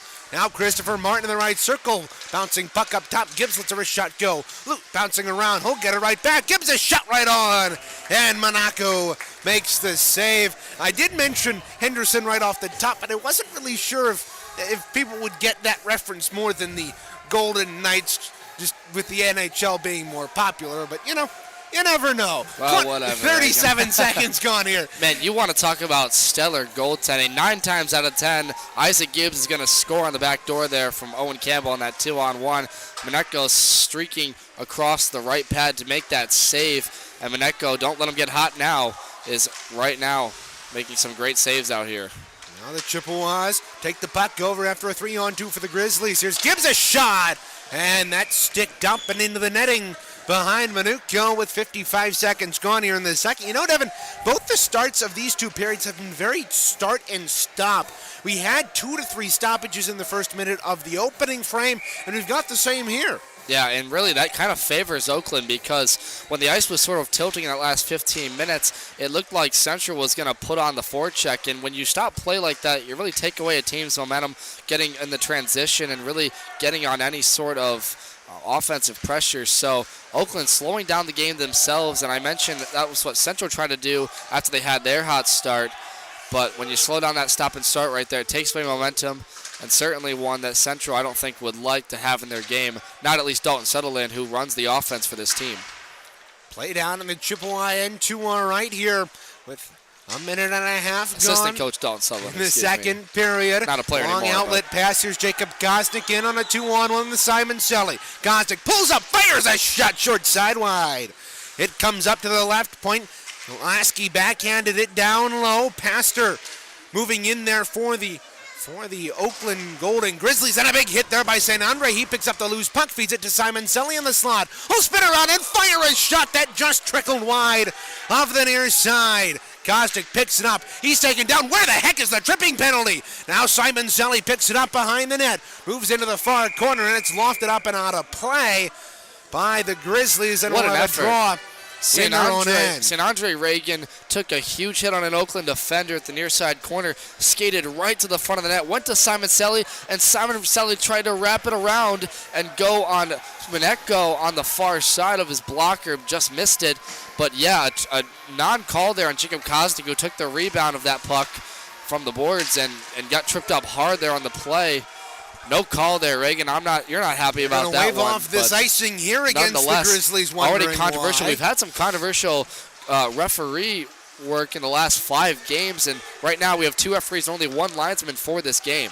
Now McComas in with a shot that hit the defenseman coming from the right wing Which is an circle. odd referee pairing here or trio for a game. Not normal for USA hockey standards. There's a shot that was deflected wide by Nadu. He tried to feed it out to Porzondik in front, and Martin steps into his man at the left point to knock the puck away. Here's Porzondik getting tied up. There's going to be a penalty here on the Grizzlies as Porzondik got roughed up. It's going to be a holding penalty on number 7, Thomas Monty. So a penalty called on the Grizzlies here will put the Chippewas back on the man advantage here for the first time tonight. This is for the second time tonight. This is their first real power play of the evening. The last one only lasted a grand total of 1 second. But they will have a full 2-minute power play here, providing no penalties are taken by the maroon and gold. They will have a draw in the Oakland end to our left, right wing circle. Chippewas are 13 for 79 on the campaign, 16.46%. Here's Simon Selly working left corner off the draw, feeding it out in front. And Keelan's Baker's attempt to tip it on home on the back door goes up and out of play. Reagan, we've seen them working on this power play ferociously all week as we talked to assistant coach Dalton Sutherland in the preview show, and he talked about the changes they've made on the power play, and we're going to see it here with this top group trying to evade their power play wolves here. Oh, look out. Brendan Martin fanned on a pass, and here's Heacock. Heacock over the line, 2-on-1 short-handed, a shot, score! It looked like it hit a man out in front. That's the second shorthanded goal that Chippewas have allowed in 2 games. And the Oakland Grizzlies get a lucky bounce to go up by 1 here in the second. Jackson Heacock turned the puck over from Martin, went on a one-on-one and just roofed it past the blocker's side of Rofe, near side of the left circle. And as Reagan just mentioned, another shorthanded goal given up here by the Chippewas. Jackson Heacock, though, with 2 points so far on the night. One of the seniors being honored here tonight. Great effort from him, but he puts the Grizzlies back on top here in the game, 3-2 in the second period. That play started with a Chippewa win in the offensive zone on the power play, which they still have 1:30 to go. But it was Brennan Martin that fanned on that pass that allowed Heacock to pick up the puck.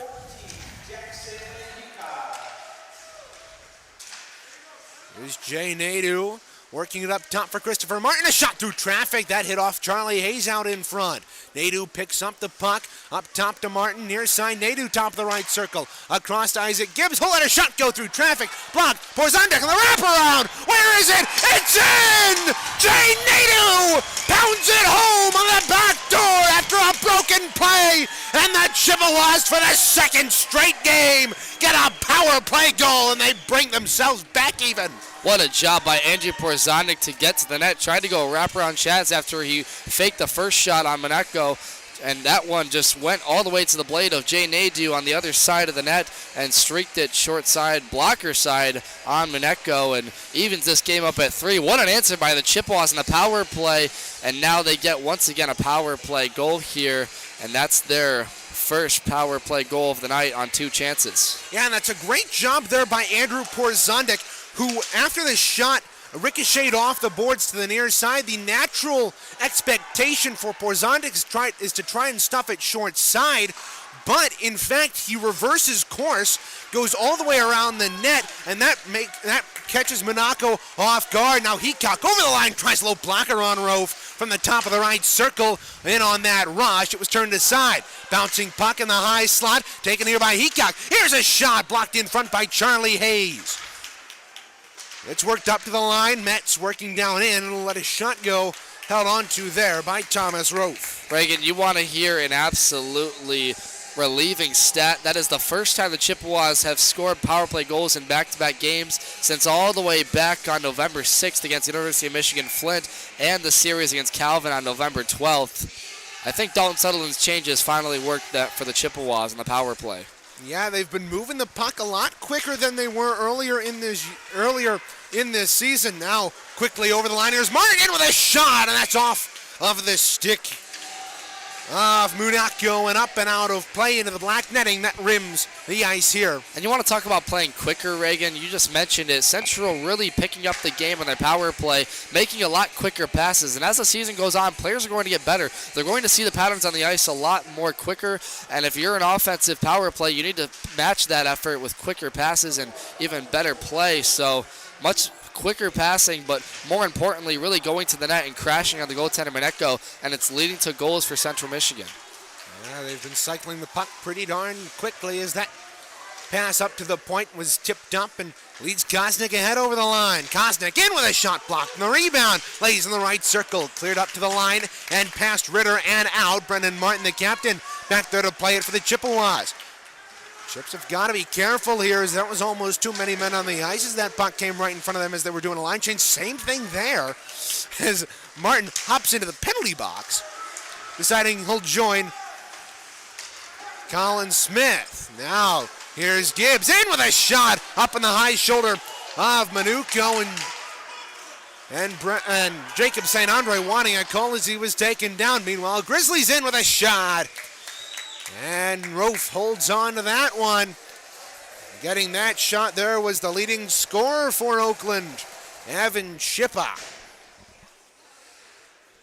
Yeah, great shot attempt there in the transition back the other way. And Isaac Gibbs and Owen Campbell have been tagging up there, Reagan. Gibbs elected this time to shoot short side instead of passing to Campbell. And that pair has really taken off a tear this year on the goal scoring category. Leading the way, 1 and 2 right now on the team. Isaac Gibbs spins and fires it to the point. Grizzlies have to regroup those after they throw it back in. Baker wraps it around the boards. Isaac Gibbs tries the pass ahead to Jordan Cooper, just too far for him. Icing is waved off though. Looking across the way, here's Ryan Kochke out to center ice. Moving it ahead, here's Paul Meter into the circle, a shot. And Rofe made the save as Paul Meter was cutting across the top of the left circle and into the slot, trying to get Rofe moving, but that was unsuccessful. And we've got a stoppage of play with 6:08 gone. You know, Reagan, a talking point in this game we really haven't mentioned is that this season hasn't been the greatest for Oakland, but this will be the first time since the 2015-2016 season that Oakland will finish with a losing record. And as a quick save there by Rofe off the shot attempt near side, saved there. But to finish my point, this will be the first time they finish with a losing record, and going into an MCHC tournament where a national tournament appearance is certainly uncertain. This could be the first time they miss the national tournament since that 2015-2016 season, in which they have a banner hanging here where they won it all. Is another shot there. Reagan, I can't even finish my points because Oakland's trying. They're hearing me talk not so good things about this season for them, and they're really angry about that one, I presume. But in all serious talk, though, it has been a struggling year for them, but they're going to look to reverse that in the national tournament. If you're looking for pictures of Team Hockey, look no further than Instagram. The fantastic Tristan Hagenstein takes some great pictures, and the best of them can be found at Instagram at Tristan Hagenstein Photography. Is Reagan, I'll let you get back to the commentary here. Lots of things happening in that long rant. Good rant, though, by Devin Sarah. Well, the point is, though, Reagan, is... and then you go on another one. Right. No, well, the point is it's such a young team that they really, since the COVID year, they didn't play in the COVID year, Reagan, and so they haven't had the opportunity to play in the tournament, and they haven't had a chance to get back to nationals, and it's certainly something they're going to look to reverse next year. Right off the draw, Grizzlies in right again, and Rove spun around there by Richie Metch, who has had a couple of those shots on goal by the Grizzlies since the last time I got the chance to talk about play. Yeah, you're right. and you know, a lot to talk about play, Reagan, and even though this game doesn't mean too much for, I mean, it does mean a lot for Oakland, there's a lot of pride going into this rivalry. Yeah, this has been a heated rivalry, though. Oakland's dominated the most of it. Now here's Justin McComas over the line left side. Oh, look at the circle, a shot. That was knocked away by Manuko. McComas still has it in the slot. A shot that was bounced just wide. Near side, McComas in the corner. Steps around a check. Good work there. Whole work behind the net. Taken there by Fernandez, and the defenseman for the Grizzlies will send it the length of the ice. Icing will be the call as Rofe and Hayes play a little bit of keep the puck out of the net here with 12:58 to go. You know, Reagan, you just mentioned how Oakland has dominated the series since 2015. They are 11-2 against Central Michigan. The only other time Central won was when Dalton Sullivan was the leading scorer for this team back in 2018. And Oakland, they've won the last two since 2019, and they've really had their way with Central, but seem to be trying to reverse that favor here, reverse that luck. There's a lofted shot on Rove. Will hold on for the whistle. Griffin Geertz getting that shot off the rush there for the Grizzlies. It looked like he was trying to get more on that shot, but kind of fanned on it. And we'll have yet another draw in the Chippewa end here 2 right in the second period. Period of the long change here, so both teams having to change from their offensive end. That can be a detriment in the offensive end, or in the defensive end, but also pretty neat perk in the offensive end during the second period as a shot from a sharp angle and a pass from behind the net went just wide by Thomas Rove. Stepping around to check at center ice, Duncan McLeod shovels into the offensive end. Aiden Gazdecki gets hauled down literally 2 feet in front of the referee. He doesn't call a thing. Behind the net, it's fed out in front. Austin Ritter takes it, trying to clear it around the boards. Doesn't work. Behind the net, the Grizzlies control. They try to feed it out in front, but here's Ben Rychek. Man, Ritter absolutely just sent a player to the ice there. Ritter has been all over the ice the last 3 games, Reagan, and great to see a guy like that get some more playing time. Has yet to score a goal in his ACHA career, but Austin Ritter opposing his will. As look at another big hit laid by Rychuk there. And Rychek getting physical here as we expect him to. This is one of the 2 Chippewas who's been suspended for fighting this season, along with Jordan Cooper. Working out, here's Hayden Flynn. Big hit into the corner, and both players went down, Paul Meter and Ritter. Absolutely laid the twiddle fingers to Meter there. Now here's Simon Selly. He gets tripped up. Penalty coming here on Pastor as the Grizzlies will touch up, and the Chippewas, who are 1 for 2 on the power play tonight, will go on the power play once again as Kosnick got tripped up as he was trying to cut into the right circle. And with 11:26 to go here in the second, Chippewas back on the man advantage. Will be a tripping call, and the draw will be in the Oakland zone 2 on our left. Again, the Chippewas attacking the net 2 on our left here. Interesting stand setup here at Detroit Skating Club as we are at the far right of the bleachers that only go up from what is now the Grizzly goal line 2 on our left all the way to the center ice red line. So we are as far to the right on these bleachers, but we are still at center ice. A bit of a quirk, but the locker rooms do take up all the other end of the ice here. 2-minute penalty here for the Chippewas on the man advantage as we have a discussion over in front of the Chippewa bench. This has been a high-scoring game so far, Reagan. 3 goals for each team, but Central's going to go to their 3rd power play. They're 1 for 2 on the night. Pastor got that tripping penalty, and before that it was Monty's, but how about Oakland scoring shorthanded to make them even in the game at 2 apiece, up 3-2 at that score. But a big power play coming up for Central Michigan here. They really need to establish that power play once again and take it to Oakland. And this is a point in the game where halfway through the second so far, you need to impose your will if you're on the forecheck. And for Oakland on the other side, if you can kill off this penalty, you've tilted the ice in your favor with the momentum. And the pause on the bench was for Joey Simon Selly. He's getting looked at by the athletic trainer for the Oakland Grizzlies. He had an upper body injury that kept him out of the second game against Shrine. And this time, he's held out at least momentarily from this hockey game for, we assume, the same reason. Here's Porzondik in over the line on the power play here. He'll work down low and into the right corner for a man up top. It hopped over Christopher Martin's stick, and that will come back to the Chippewa line. 58 to go on the man advantage. Pastor in the box for a trip for another 50 seconds. There's Isaac Gibbs, dropped it for Nadeau. He'll move it across to Martin, top of the right circle, down low. Same side to Porzondik. Porzondik into the circle, a shot.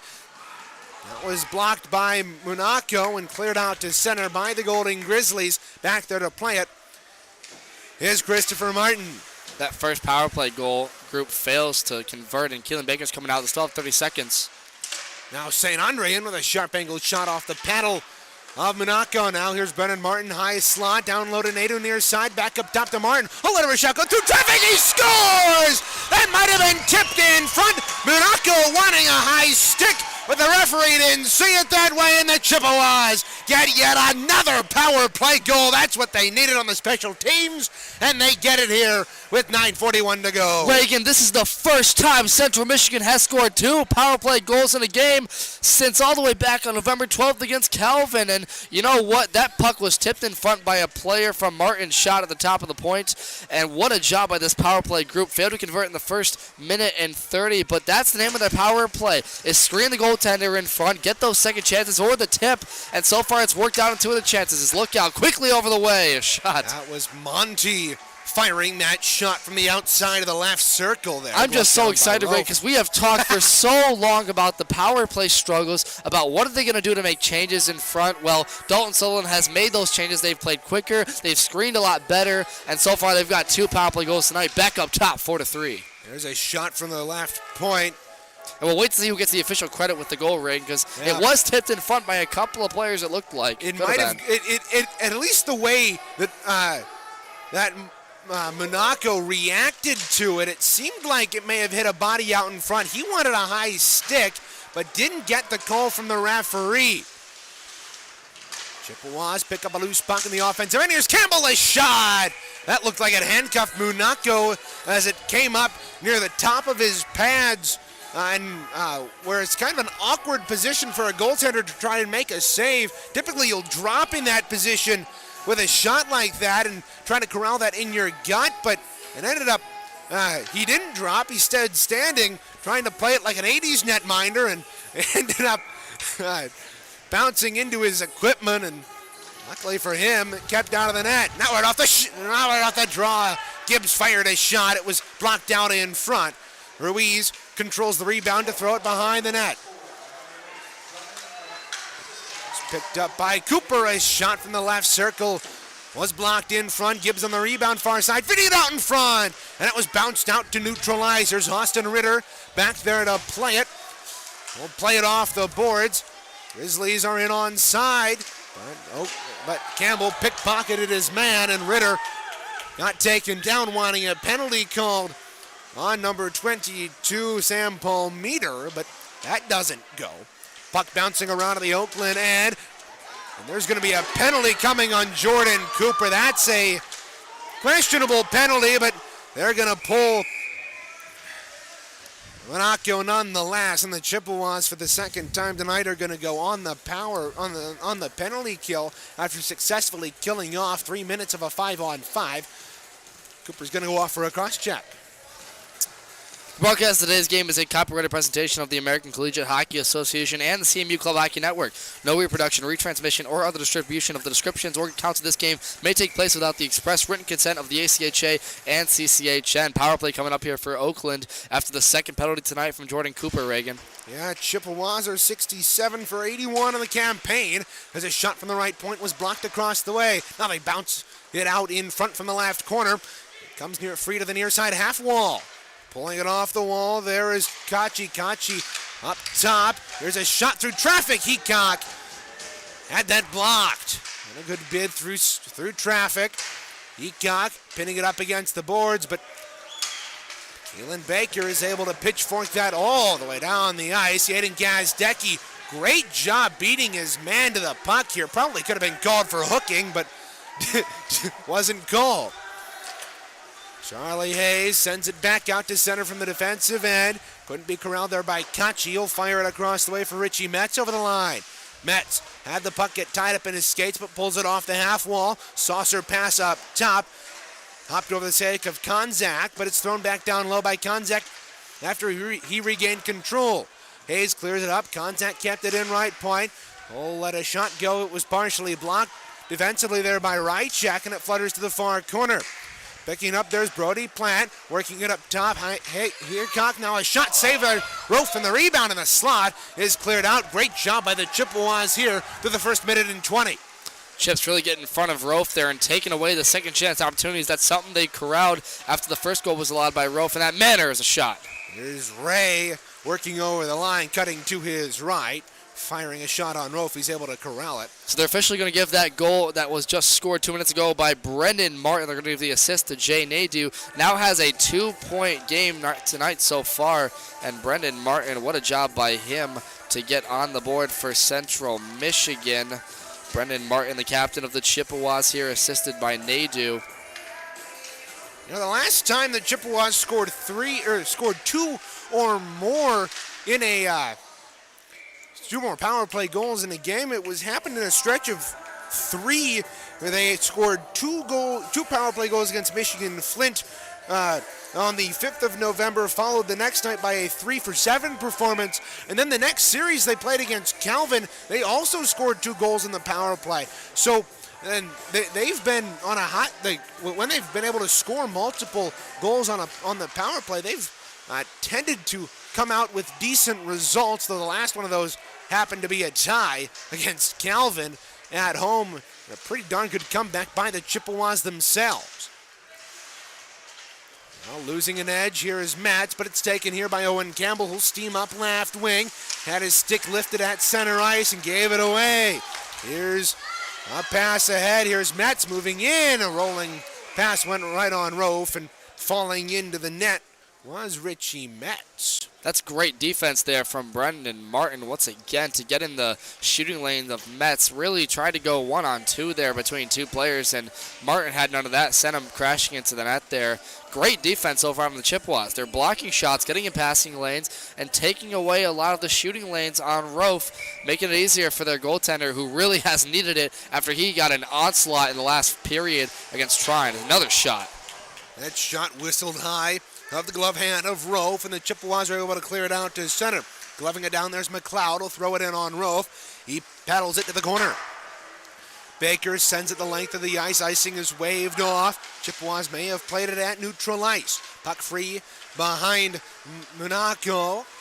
And the Grizzlies send it bouncing off of the half wall and down. Icing is waved off again by the referee. Not sure why. Maybe he judged that the Chippewas played it a little lackadaisically, and this is going to be icing here against the Grizzlies after a string of 2 waved off icings. Keeps play going.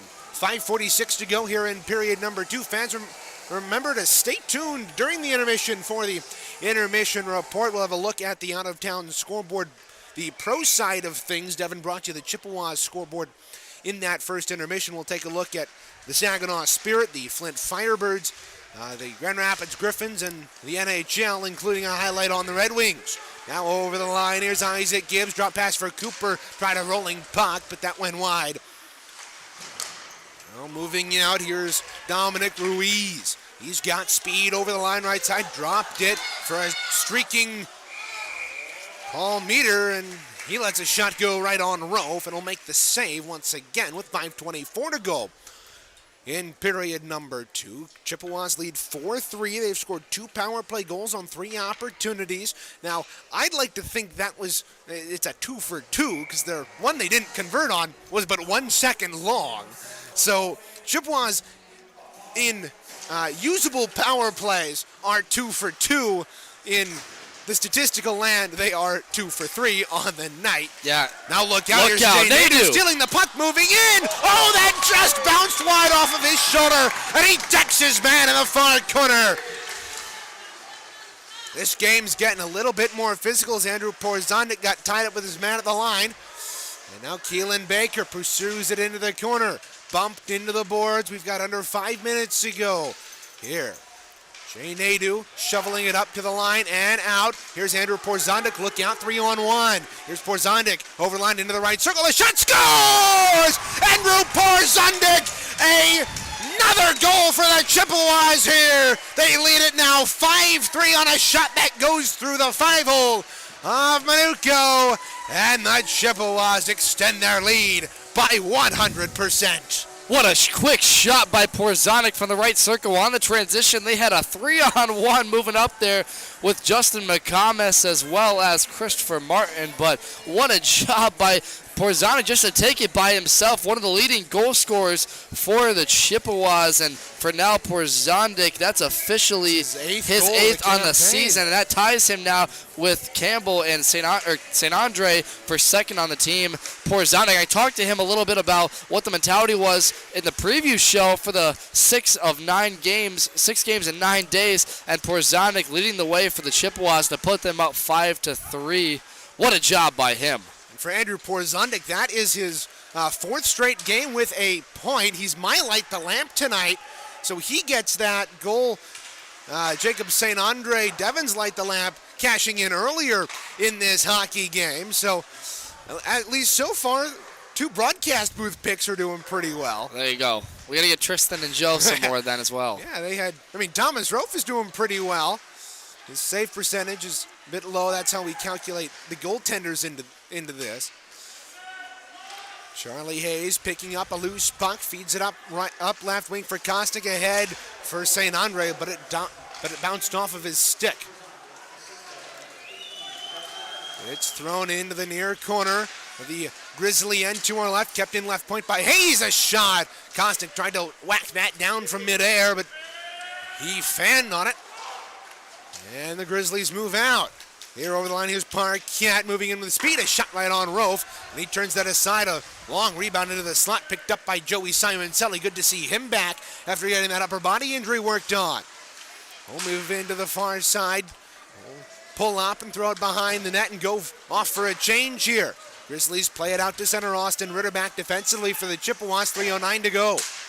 You know, Reagan, now that is 3 unanswered goals here for Central Michigan as an offside there after an Oakland forward moved in prematurely on the blue line. But that is now 3 unanswered for Central Michigan. And for Oakland, you've now allowed a power play goal, 2 of them in that span, and not to mention just now the goal from Porzondik. That's an absolute backbreaker for a team that already lacks a lot of confidence, or maybe it lacked a lot of confidence this season, and against a very formidable foe in Central Michigan, number 4 ranked in the country, you absolutely cannot allow quick goals like that to happen. And Central now establishing their presence, really controlling the game so far now, and it's going to be a tall task for Oakland to regain their confidence in this game and get back in it. And that goal that Porzondik scored reminds me of, a big hit by Ben Rychek as he stepped into his man at the line. Now here's Rychek moving up with speed, a shot, bouncing puck in the circle, a rebound, they score! Julian Johnson, his second as a Chippewa, and that makes the lead 3 for Central Michigan. Man, the onslaught continues as now 4 unanswered goals in favor of the Chippewas after the rebound chance from Rychuk's shot came to the blade of Julian Johnson for his second of the season, and that's just good, hard crashing net by the Chippewas, really getting in those second chances, as I just mentioned, tilting the ice and the momentum in their favor. They're absolutely pouring it on Oakland right now, and it's in panic mode right now. If you're on that Grizzlies bench, you've got to stop this right now to get back in this one. It's now a 3-goal deficit in favor of the Chippewas. And for the Chippewas, you can't get too complacent. There's still 22 minutes and change to be played in this hockey game. And they had a 3-goal lead against Trine a week ago, and they gave it up and ended up tying for the ACHA leading 4th time. Not really a undubious record. As Julian Johnson got upended at the high slot with a bouncing puck. He lost his stick, thinks it might be broken, so he leaves it in the high slot. Gazdecki has pinned up the puck across the way. Brennan Martin fishing in there with him. It's worked up to the point. Here's a shot through traffic that was just narrowly wide of Rofe's goal. Johnson still out there without a stick. A de facto 5-on-4 power play here for the Grizzlies. It's worked up top. A shot sticked away by Rofe from the left point. There's another sharp angle shot goes wide, but Rofe, seeing that Johnson didn't have a stick, elects to grab it with 1:32 left here in the second. Yeah, and Johnson stayed out there. He tried to block a shot in front. What an effort there without the stick. And when you now have a lead like this, Reagan, you're giving your goaltender, Rofe, a little bit more confidence out there to get some of these stops. And if you're on Monek on the other side, it's got to be hurting. As a goaltender, Reagan, the mindset a little bit of maybe not having as much confidence out there in front of the net, as Central right now just pouring it on. It seemed like, again, I mentioned before that Rychek hit that got me off track. It was that goal by Porzondik reminded me of the goal Rofe gave up, as here's a fluttering shot on goal from Heacock that Rofe gave up against Saginaw Valley State, where they were on, I believe it was a shorthanded opportunity for the Cardinals working down the left wing, and it was just a simple shot that Rofe should have had, but it just trickled through his pads, and the reaction to that goal by both goaltenders, or by their respective netminders who let them up, was pretty much the same. Their shots that they should have had from in tight. Now look out, here's Kostic moving over the line, hooked into the corner, lost the puck but regains it. Looking for a pass, try to feed it out in front. That didn't go. A shot from the bottom of the right circle was blocked. Gibbs collects the puck in the left corner, moves it up top for Martin. Martin firing it down low, off the side of the net. Grizzlies are able to clear it to the half wall. Cooper trying to throw it down low. He's successful in getting it into the right circle for Gibbs. A shot from in tight by Owen Campbell. Great cycle so far from Central, really keeping on the forecheck right now. Bouncing puck in at the line. It's popped up in the air. Christopher Martin batted at it, didn't get it.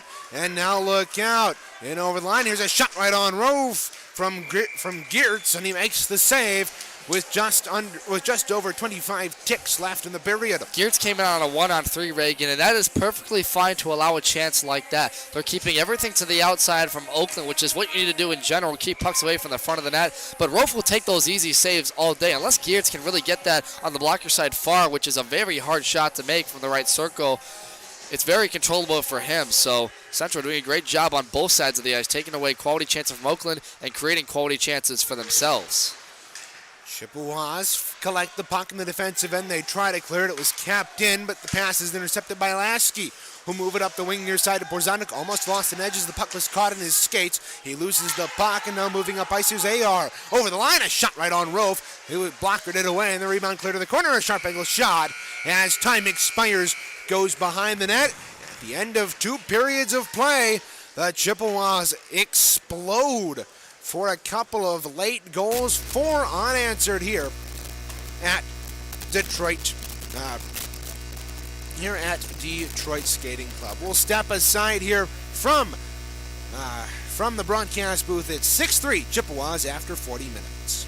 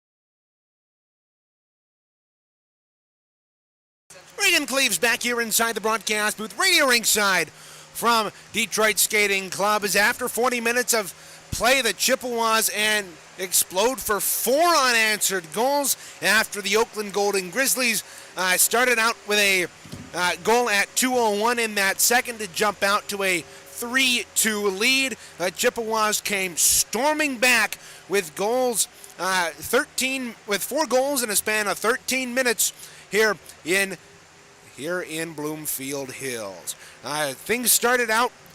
Jay Nadeau got things going for the Chippewas on another dirty goal in tight. Brendan Martin got the Chippewas the lead after Nadeau tied it up at 10:02. Brendan Martin letting a shot go from the high slot. We thought it might have been tipped in front. So did Manuko, but it ended up going by him and into the back of the net. Chippewas would lead it 4-3.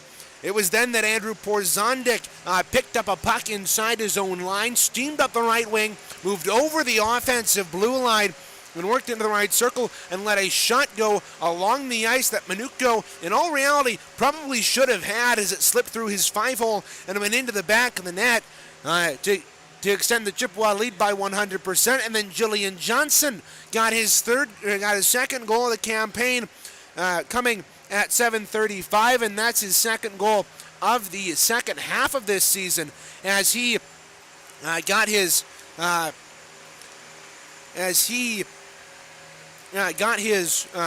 first goal back in Florida for the Chippewas. That's his second of the campaign and second as an ACHA athlete. So the shots on goal after 2 periods of play are 39-37 in favor of Central Michigan, in favor of Oakland, as the Chippewas continue to be outshot in the game. But that period they were dead even with the Golden Grizzlies. Taking a look now at the out-of-town scoreboard as we move away from that, or from our game, to momentarily take a look around professional hockey. The Grand Rapids Griffins tonight lose to the Ontario Reign 5-2. An unfortunate loss for Grand Rapids is Martin Firk, a former Grand Rapids Griffin.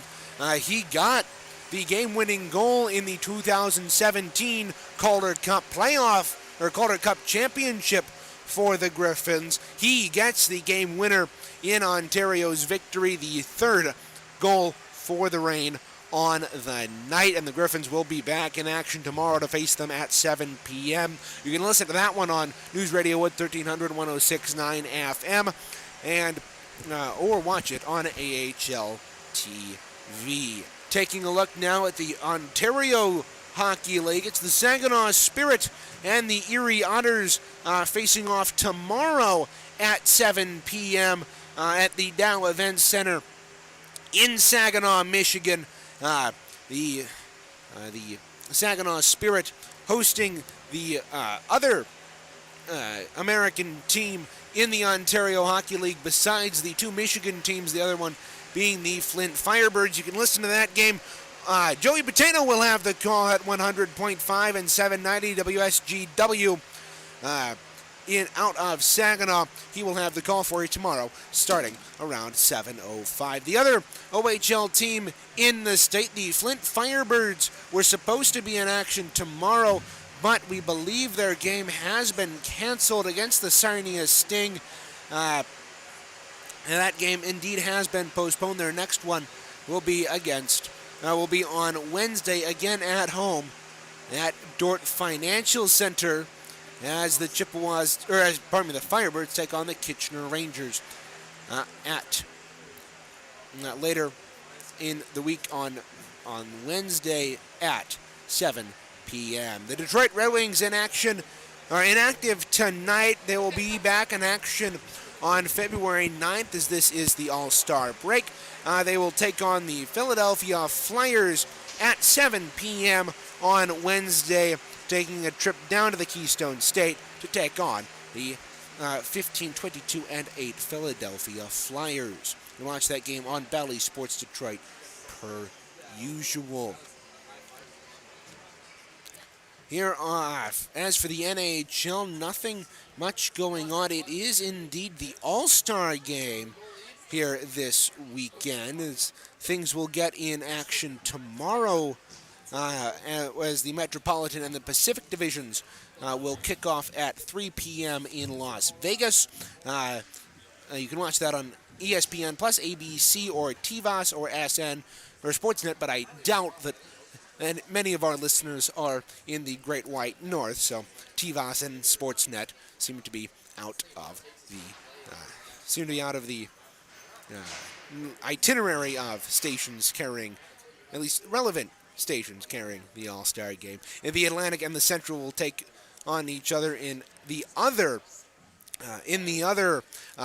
game in the All-Star competition. The Atlantic and the Central will face off at 4 p.m., and the winner of both those games will play later that day. Well, we've got 5:41 left here in the second intermission. We will step aside, and when we come back, it's the final 20 minutes of regulation here on CCHN. Stay with us. We'll be right back with the closing of today's game.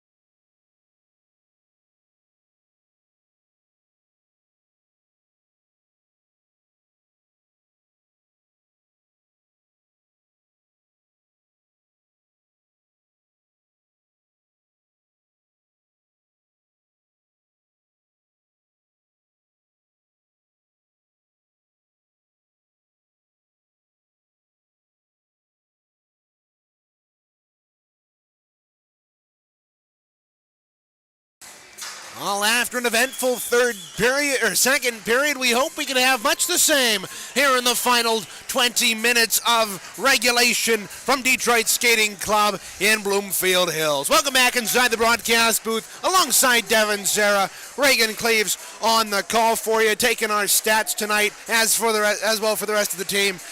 Jill Drucker sitting up here with us in the broadcast booth. Chippewas will head from left to right wearing the maroon jersey, gold trim, and the Oakland Golden Grizzlies right to left the other way. Yeah, Reagan, what a second period from Central Michigan after they went down 3-2 early in the start of the second. They went on an onslaught, scoring 4 unanswered goals and 2 on the power play. Now they're 2 for 3 on the night, and goals coming from Jay Nadeau, Brendan Martin, Andrew Porzondek, and none other than Julian Johnson. What a story by him, getting his second of the year. And 6 different Chippewas have scored tonight overall for the Chippewas, Reagan. They're really spreading the wealth of the puck. And how about Andrew Porzondek notably continuing his 4-game point streak, and the whole entire Chippewa team controlling the momentum of the ice, blocking shots in front on the defense, and really killing off any sort of momentum that Oakland was gaining late in the second when they had shots on net on Rofe. He's done in his head. The forecheck has been amazing, cycling the puck, really crashing the net. Hayden, Flynn, and Johnson have had these second chance opportunity goals, and they've been absolutely phenomenal so far in the second period, but now they've got to close it out. It's third period. 20 minutes to go. A bit too close, resembling the outcome or the situation that the Chippewas were in last Saturday against the Trine Thunder again on road ice. But hopefully, Chippewas can close this one out here tonight.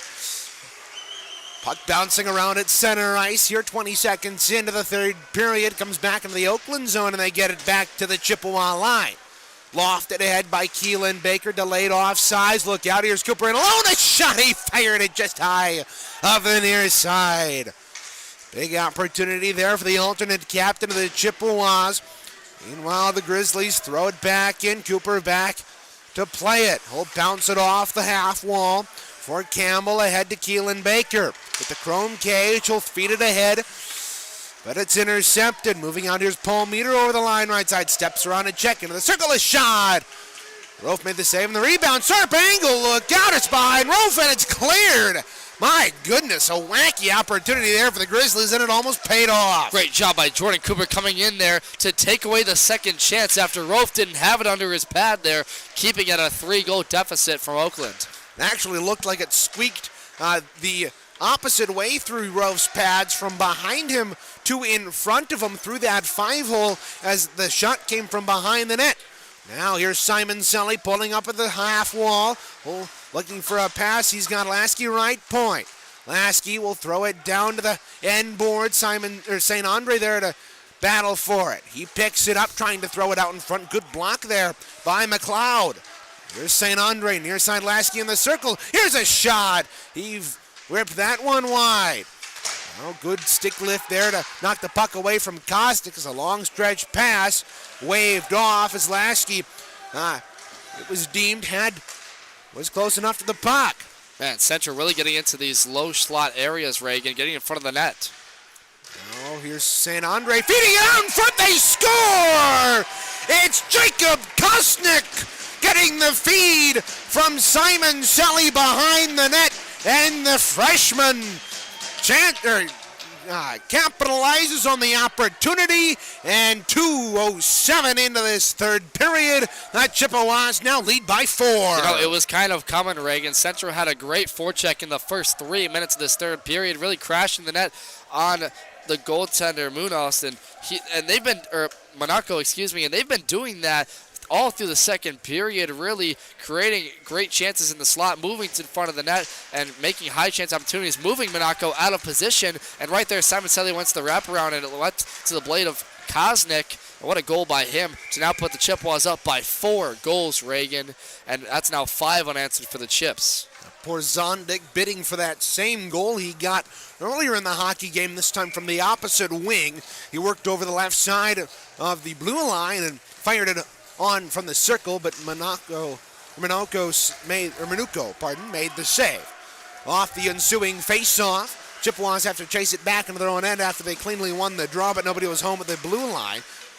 How about Cosner getting his second of the year, Reagan? Really haven't seen him on the scoring chart too much there, but he's had a couple of times so far this year where he's had chances to score. Yeah, and I honestly could have sworn he had more than 2. The amount that he gets on the scoring, or that he's involved with the play as second and third liner, but that is indeed his second. Now look out. Here's Monty firing a saucer pass across the face of goal. It was blocked up to the point. Came out, but the Chippewas get it back. Here's Austin Ritter muscling up ice. He'll throw it into the offensive end with just over 3 minutes gone here in the third. A pass ahead intended there for Kachi, but it was knocked away from him. Up the ice, here's Porzondik working into the circle. A shot, he tried to go short side high on Minuccio, and it was knocked away. Now puck comes out to center. Good play there by Christopher Martin, who could have come back defensively on what could have been a 2-on-1, and instead opted to poke the puck away. And that led to a change in possession. Now look out, Chip was almost given away out in front. Ill-advised pass. Now look out, here's Hayden Flynn. He's already got a goal tonight, feeding it back door for center pass. For Ben Rychek, and he hit the post.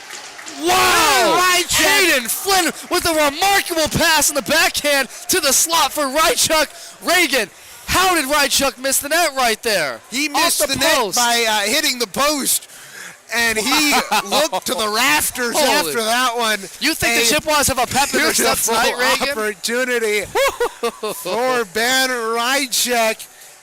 Oh, he had his hands on his head, Reagan. He's like, how did we not score right there? Are you kidding me? That was a beautiful play by Flynn, cutting across the top of the right circle. He threw it in front. And that was a rough one for Rychek, but the Chippewas nonetheless still have a 4-goal lead. Man, Hayden Flynn has been all over the ice. You mentioned earlier, Reagan had a goal earlier tonight. Is this one's going to be whistled for an icing? Yeah, the linesman waved it off, and the referees That's what I saw. Called the license. Yes. I think what the linesman intended to wave off was offsides, but everybody interpreted that differently. I interpreted that as him waving off the icing, and the referee down in the corner did as well, but the referee back at the opposite line corrected the mistake, and we have a draw on the Chippewa end, which they promptly lose. Puck free in the left corner. Lasky pinching down to collect the puck. It's worked up the far side. The Grizzlies had a shot on goal that was deflected right in front of Thomas Rofe and sent the length of the ice. High stick called here on Ben Rychek as he played the puck above his shoulders. So we'll have a draw back in the Chippewa end, even though that was at neutral ice. And that was a great chance by Oakland on the forecheck there, moving in and getting a shot on tap there on Rofe. And really, Oakland hasn't played necessarily bad up to this point. It's just the speed and quickness and the great passing from Central Michigan that's allowed them to really take away the game here and really put this one out of reach for Oakland so far with a 4-goal deficit. But right now, if you're Oakland, you kind of just want to settle things down, get stuff on your end, make clean passes, and just get clean out zone entries, get shots on net, and see if you can get different guys on the board tonight. It's senior night. Get some goals for your seniors here. And there's one right there. My goodness, the Grizzlies are back on the scoreboard here at 4:52. I didn't see who got that goal. It looks like number 77 out there for them. That's Duncan McLeod, his first of the season, Reagan. So McLeod getting his first of the campaign as the Blackhawks goal song reigns over the PA here at. Man, what a shot there from McLeod from the right circle, Reagan. Went through the 5-hole of Rofe, which has sort of been known as one of his weak spots there. A great goal from McLeod, his first of the season, and what a job by Oakland to respond there. Yeah. Not out of this game just yet. I did mention a 4-goal deficit, but great effort here from the Golden Grizzlies. Yeah, they've been doing a good job to fight back. Now look out, they have an opportunity. A shot saved by Rofe. Shot came from the right circle. Now the Chippewas trying to break out. It comes back up to late offsides, and they do touch the puck as Jackson Heacock couldn't keep it in at the line. Draw will come back to presumably the Oakland end with 14:45 to go here in the third. Better forecheck here from Oakland, really taking away the passing lanes now in the last 2 minutes from Central. And the play is going to come all the way back in their own zone. This is really a test here for Oakland to see if they can stay within reach of this game and stop the onslaught of Central's offense right now. Grizzlies work up ice with speed over the line right side. Loft a shot. That went directly up and out of play. Working in with that shot was Diego Fernandez, the defenseman, leading that rush. Diego Fernandez, one of the defensemen for Oakland University, and one of the seniors being honored here tonight, Reagan. One of the better defensemen on this team with 5 points in the season and having a decent season so far. Chippewas are able to clear it after a defensive zone draw. The referees didn't do what I expected them to do, as I thought that puck came up off of a direct shot there by the Grizzlies. Instead, they ruled it went off of the Chippewas. Now a stretch pass ahead for St. Andre. He deflects that into the side of the net. Monaco couldn't get to that in time, as St. Andre had an opportunity, but he fed it wide. They're going to give Josh Konjak, the other defenseman, the assist there for Oakland on that goal from McLeod. The puck couldn't be kept in at the line. Keelan Baker whacking at it, and it goes into enemy hands as a shot. Rove had that kind of cross him up as he tried to glove it down, but it kind of fluttered past his glove. Luckily for him, it was high of goal, and the puck will come back to the Oakland end. 13:33 to go here in the third. Grizzlies trying to get out of their defensive zone to our right. They do so, and at center ice. Here's Paul Meter, had the puck knocked away from him there by Jacob St. Andre, and he will lead the rush the other way for the Chippewas. He gets bumped into at center as he goes over the line off sides, but somehow that is not an interference penalty. Yeah, moving in there was Paul Meter to lay the body on St. Andre, who's had an excellent night so far. One of my light the lamp for tonight. And St. Andre, who knows one of the tougher players on this team, Reagan. I've seen St. Andre take some of the biggest hits I've ever seen in the ACHA, and getting up from another one there. Yeah, and he's also given some of the biggest hits. Thinking back to that, the goal he had against Trine in Angola last weekend. Now Lasky firing a shot from the high right circle. Now they feed it out in front. Porzonda couldn't stuff it home. Charlie Hayes had his shot blocked, and a fluttering shot by Nadu comes in wide of goal. Here's Porzondic trying to feed it up for Nadu, and we're going to have a penalty here on the Grizzlies. It's going to be an elbowing call. Yeah, that's on Ruiz the home going. team, and McComas, he's got to be careful here as he's getting into it with Paul Meter at center ice. The only thing that's going to draw is a whistle, however. As to the box, it is Dominic Ruiz for the elbowing penalty. And now McComas is going to go to the box. He's complaining, but it was a cross-check, plain as can be. Yeah, maybe an McComas, unsportsmanlike conduct here. You know, McComas.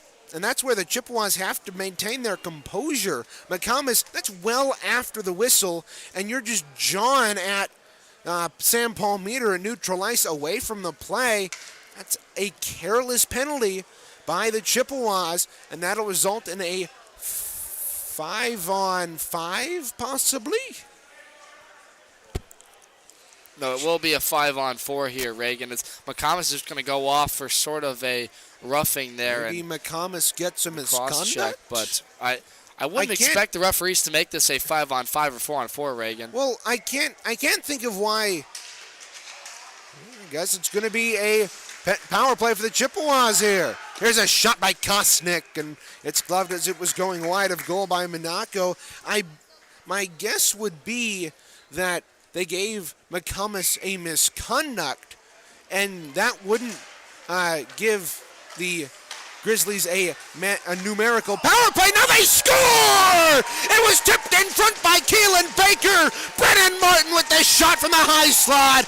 Chippewas get their third power play goal of the night, and it's now 8-4. Man, great tip in front once again by Keelan Baker. Another shot from the point from Martin that's tipped in front, and once again screaming the goaltender to make this an 8-4 game. And really, Central, that's just them responding right there on that 5-on-4. What a power play, though, Reagan, is now they've scored 3 power play goals tonight, and that's the most they've had since the University of Michigan Flint way back in the season. And a great effort right now. If you're Dalton Sutherland, you've got to be fired up from your group right now. St. Andre might light the lamp looking for another one right there. He gets crunched hard to the boards after getting a great opportunity on goal. Bouncing puck corralled by the Grizzlies and off of Simon Selly out to center ice. Things getting physical here as down just over the line is JPAR. Hope he's all right as he skates to the bench. Frustrated visibly with the referees letting that play go. Here's Charlie Hayes. Long stretch pass through neutral ice, intercepted. But the Chippewas get it back. Kosnick shovels it up the boards. Simon Selly wins it back. Now look out. Here's Chippa. We'll let a wrist shot go. Pardon me, that was Kochke, not Chippa, as it went high over the glass. Now St. Andre gets crunched to the boards. Again, not sure how that isn't a check from behind as he goes after the man who delivered that Well, check. you know what, Reagan? Now that it's a 4-goal game, it's sort of getting out of hand. We just saw McComas go to the box for that almost what was a scrum at center ice. Central Michigan has to keep their composure here. There's been a number of players that have gotten late-game scrums that's costed them with game misconducts and players getting suspended, notably Jordan Cooper and Ben Rychuk. So you need to keep your composure here. You're up big in this game. It's all about getting to the next one now here and just finishing this one out. Stay out of the box. Now look out, a pass in the slot, a wide-open cage, but they couldn't get a shot on. There's a shot from the slot by Heacock. Was missed. Lasky tried to golf it out of the zone, but had to regroup here. Now here's Julian Johnson over the line. He had the puck knocked away from him just after he entered the zone and throws it into the offensive end. The linesman, oddly, has a hockey stick in his hands. That's because it was JPAR who left that stick inside the line, and the linesman picked it up, assuming he's going to give it to the Oakland bench as soon as he can get rid of it. 10:26 to go here in period number 3. Christopher Martin throws it around behind. Johnson tips it into the near corner. Hayden Flynn lining up a check. Gets thrown to the boards. And they battle for it in the right wing corner here. To our right in the Oakland zone. Isaac Gibbs fishes it up top to Baker. A shot through traffic off of a body out in front. Now Gibbs fitting out in front. Loose puck. Saved by Manuko, and the rebound is held, and we're going to have, oh my goodness, Hayden Flynn just cranked the right arm and was throwing haymakers into that pile. I'm not surprised if he gets thrown out here for fighting. Yep, and that's exactly what we talked about, Reagan. Get out of there, stop with the post games, or the post after the whistle scrums. But Hayden Flynn, they're just going to send him to the box right here, right now. Probably going to get a fighting major for that one, but they're also going to probably send another Oakland Grizzly off there who he was in the scrum with. I didn't see who it was, though. We're going to wait here for the official calls. And right now we'll get one of our ad reads. If you're looking for game reports, stat schedules, and more, take a trip to cmichicehockey.com. There you can find those and much more, including player information, recruiting information, apparel, and more. That's CMICHICEHOCKEY.com. And Reagan, you're motioning some punching motions here. They haven't seemed to have kicked Hayden Flynn out. And if that's the case, that is one of the most blatant fighting penalties that they have that can be missed, as he, before he piled on top, he had already wound up with his right hand to start throwing haymakers into the pile, and that might be what the referees are discussing right now in the bottom of the circle. And Hayden Flynn has a propensity for some scuffles, as he was part of the incident that got Ben Rychek suspended with the fighting major against Calvin, or the fighting disqualification against Calvin. Yes, right. And they then throw out of the game is what you're essentially saying. And yes. In all honesty, Hayden thought he should have been thrown out of that game as well. Well, but you know, to excuse your rant here, Reagan, the point is that late in this game, 10 minutes left to go in the third. It's 8-4 right now for Central.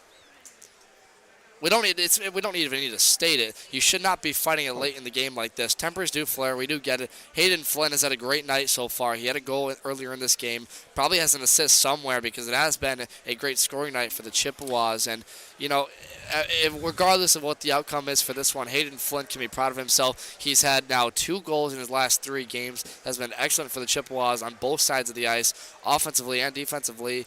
And you can't really blame the guy sticking up for teammates. And after that, we saw they were just crashing that on Monaco. And there could have been some pushing and shoving from Oakland players. And Hayden Flynn maybe took account to one of those pushes or shoves. You have to like that excitement. You have to like the energy from Central, especially in a late game like this where they know they have it controlled. But as you mentioned, right, stay out of these scrums. It's not worth it most of the time. And with a game tomorrow, and 6 games in 9 days, you especially don't want to be thrown out and given some game misconduct or some sort of fighting disqualification. But referees are still gathered in front of the scoring bench to settle this one, Reagan. They've dismissed the referees convention, and now it's a referees and captains convention in front of the officials' scores booth. Hayden Flynn has received a 5-minute major. I'm not sure if it's going to be a disqualification, as he seems to still be planted in the penalty box across the way. That would seem to indicate that he hasn't been disqualified, and if it is, that is a very lucky call for Hayden Flynn. Let's give you really quick a little recap of the scoring tonight. And, well, they are going to kick him out here. Yep, he is gone. You're right. I won't get to the scoring recap, but it is the right call. You are right, Reagan. Hayden Flynn did throw that big haymaker. He'll be out of this game, and we'll see what happens for tomorrow's game now against Oakland. It means that he'll be out of the hockey game, as he should be. He should be thrown out, and that's drawing some cheers from the Oakland fans, which is a bit unsporting of them, but yep. But nonetheless, it'll be a 5-minute major for the fight there, assessed to Flynn on the board, and that'll give Oakland their 3rd power play of the night here coming up. And for the Chippewas, this is the 3rd player that they have had suspended for fighting. At first it was Ben Rychek suspended for his fighting of a Calvin player back in late November, late November, and then it was at the end of the first semester. It was Joe Cooper who was thrown out for fighting at the end of the Adrian game, and now it's Hayden Flynn here with 10 minutes to go in the 3rd. Let's give you a little scoring recap, fans. If you're wondering what the 8-4 route is right now going on so far from the first period, we won't go through the times these go, but we'll give you there. For the Chippewas, it's St. Andre first, then Hayden Flynn, then Jay Nadeau, Brendan Martin, Andrew Prozondek, Julian Johnson, as well as Jacob Kosnick, and finally Keelan Baker. So 8 different Chippewas have scored for them tonight on the other side of the ice. It has been for them Plant, Metz, Heacock, and McLeod scoring for the Oakland Golden Grizzlies. So now we'll go to a 5-minute power play here, 5-on-4 here, to see if they can get back within 3 goals of the deficit here and try and manage something out of this game. And this was the I believe it was a 4-goal deficit when the Vegas Golden Knights were assessed a 5-minute major late in Game 7 a couple years ago. Hey, you know what league you're talking about here, Reagan? This is, I don't believe this is the NHL, so I don't think the stats carry over. It was a 4-goal lead, so anything can happen on this 5-on-4 all-you-can-eat power play, as letting a shot go there. You know what they should do, Reagan? They should hire you at Golden Corral. You ever heard of those all-you-can-eat buffet commercials? you are like the Golden Corral spokesperson. I actually picked that up from a CBS broadcaster watching a CBS college hockey presentation a couple years ago, and it's become a favorite of mine to describe these 5-minute power plays, because it really is an all-you-can-eat buffet for the opposing team, assuming they can even score. Now moving up left wing, it's fed out in front there by Kochke, but he didn't get a lot on it, and it's pinned to the boards across the way. Here's Kochke feeding it down low for Wood. Wood at the side of the net, bouncing it out in front. Loose puck in the skates of Paul Meter, and it's lifted the length of the ice with 4:11 to go in the power play. Second penalty kill group is out here. It's Owen Campbell along with Jordan Cooper and Keelan Baker, and this group really hasn't gotten much ice time compared to the Gazdecki, Moore, and Rychuk line on the penalty kill, but they've played excellent tonight, keeping right now Oakland 0 for 2 on the power play. with Hayden Flynn kicked out. It's Justin McCumus serving the 5-minute major here. Oakland had got a couple of good opportunities, including a slap shot from the line by Dominic Ruiz, but the Chippewas gained control and it's under the length of the ice. They've already successfully killed off a power play. Now look out, Gazdecki kept it in. Feeding out from right check, a backhand shot, saving the rebound. Loose in the bottom of the right wing circle. Gazdecki picks it up, a shot, save, and the rebound. Loose in the slot, it's clear to the left point. What a offensive chance for that top penalty kill group pairing Gazdecki and Rychuk. And Reagan, we don't see those two on net that much, but wow, they had a couple of great chances in front of the net right there. Puck kept it at the right point. Out, they might have an opportunity here for the Grizzlies. Here's Pastor, a shot. Went wide, short side. Charlie Hayes chasing after it. He's able to lift it out to center ice, but not further than Monty. Mrs. Rychuk, if you're listening to this game right now, I can attest to you, your son has been all over the net tonight and hasn't exactly gotten lucky just yet on the scoring sheet, but what an effort from Rychuk tonight coming back into this lineup. And man, you want to talk about one of the top forwards and one of the most friendliest guys you'll ever meet off the ice, Ben Rychuk. Just don't want to meet him on the ice. Yeah, exactly, right. The enforcer sort of there. Yeah, and I mean, you talk about Rychuk doing a good job as the Chippewas clear it to the Oakland line once again. They've been getting a great They've been getting some great contribution from their third and fourth liners tonight, with Hayden Flynn, before he was kicked out, getting a goal earlier tonight, and Ben Rychuk getting some great opportunities, along with Gazdecki, as the Chippewas send it once more the length of the ice. They've already killed off half this power play here pretty darn efficiently without Oakland getting a ton of chances on. Yeah, and you know, one of the notable things here is on the scoring chart here, and you know, Brendan Martin had the most previous one with Keelan Baker, but I mean, this penalty kill group has been all over it right now, really killing off this penalty. The Golden Grizzlies are kind of out here just trying to manage something if they can get a shot on net on Rofe. They haven't done it in a while, and Central really playing some offensive defense here, playing most of the time in Oakland zone. Look out. Well, here's Rios. He'll let a shot go, saving the rebound, late in the slot, and coming right down Broadway to fire that puck on goal was Jackson Heacock, and Thomas Rofe denied him with the left pad.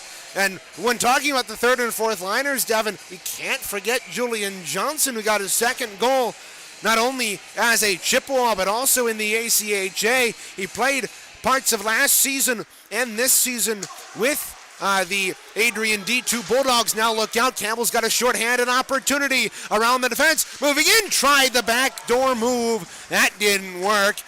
And the Golden Grizzlies sent a bouncing puck on Rofe, a goaltender's nightmare. Man, Owen Campbell, though, Reagan, looking for his fourth goal in 3 games, has been an absolute tear. I asked Dalton Sutherland before this game about his scoring ability, and Owen Campbell, he mentioned, being for such a young player, really has such quick speed. He bit out a defender right there to get on the net, and just having a lot more confidence, especially in the latter half of the season here. And Owen Campbell's going to take this face-off draw. But, yeah, you mentioned Reagan. Everyone's been stepping up tonight. All 4 lines doing their job on all facets of the ice, on the penalty kill, on the power play, and certainly in the goal-scoring category. So a great night overall for the Chippewas, trying to close this one out with 6:24 left to go in the game. Yeah, and 8-4 the score stands. How is that not offsides? As it looked like the Grizzlies entered the zone just a little bit ahead of the puck. But nonetheless, Luke Pastor sends it down low, gets it right back left corner. He's pressured by Campbell, lost the puck, gets it right back. Now we'll feed it out in front. A shot saved by Rofe. The rebound laid to the side of the net. Pastor picks it up. Campbell trying to knock him free of the puck, and he successfully does so as it comes free to the near half wall. It's worked up, taking there's Ayer. Good to see him back after he went off the ice after getting labeled earlier in this period. And Martin picks up a loose puck and sends it the length of the ice with just 43 seconds left in this 5-minute major.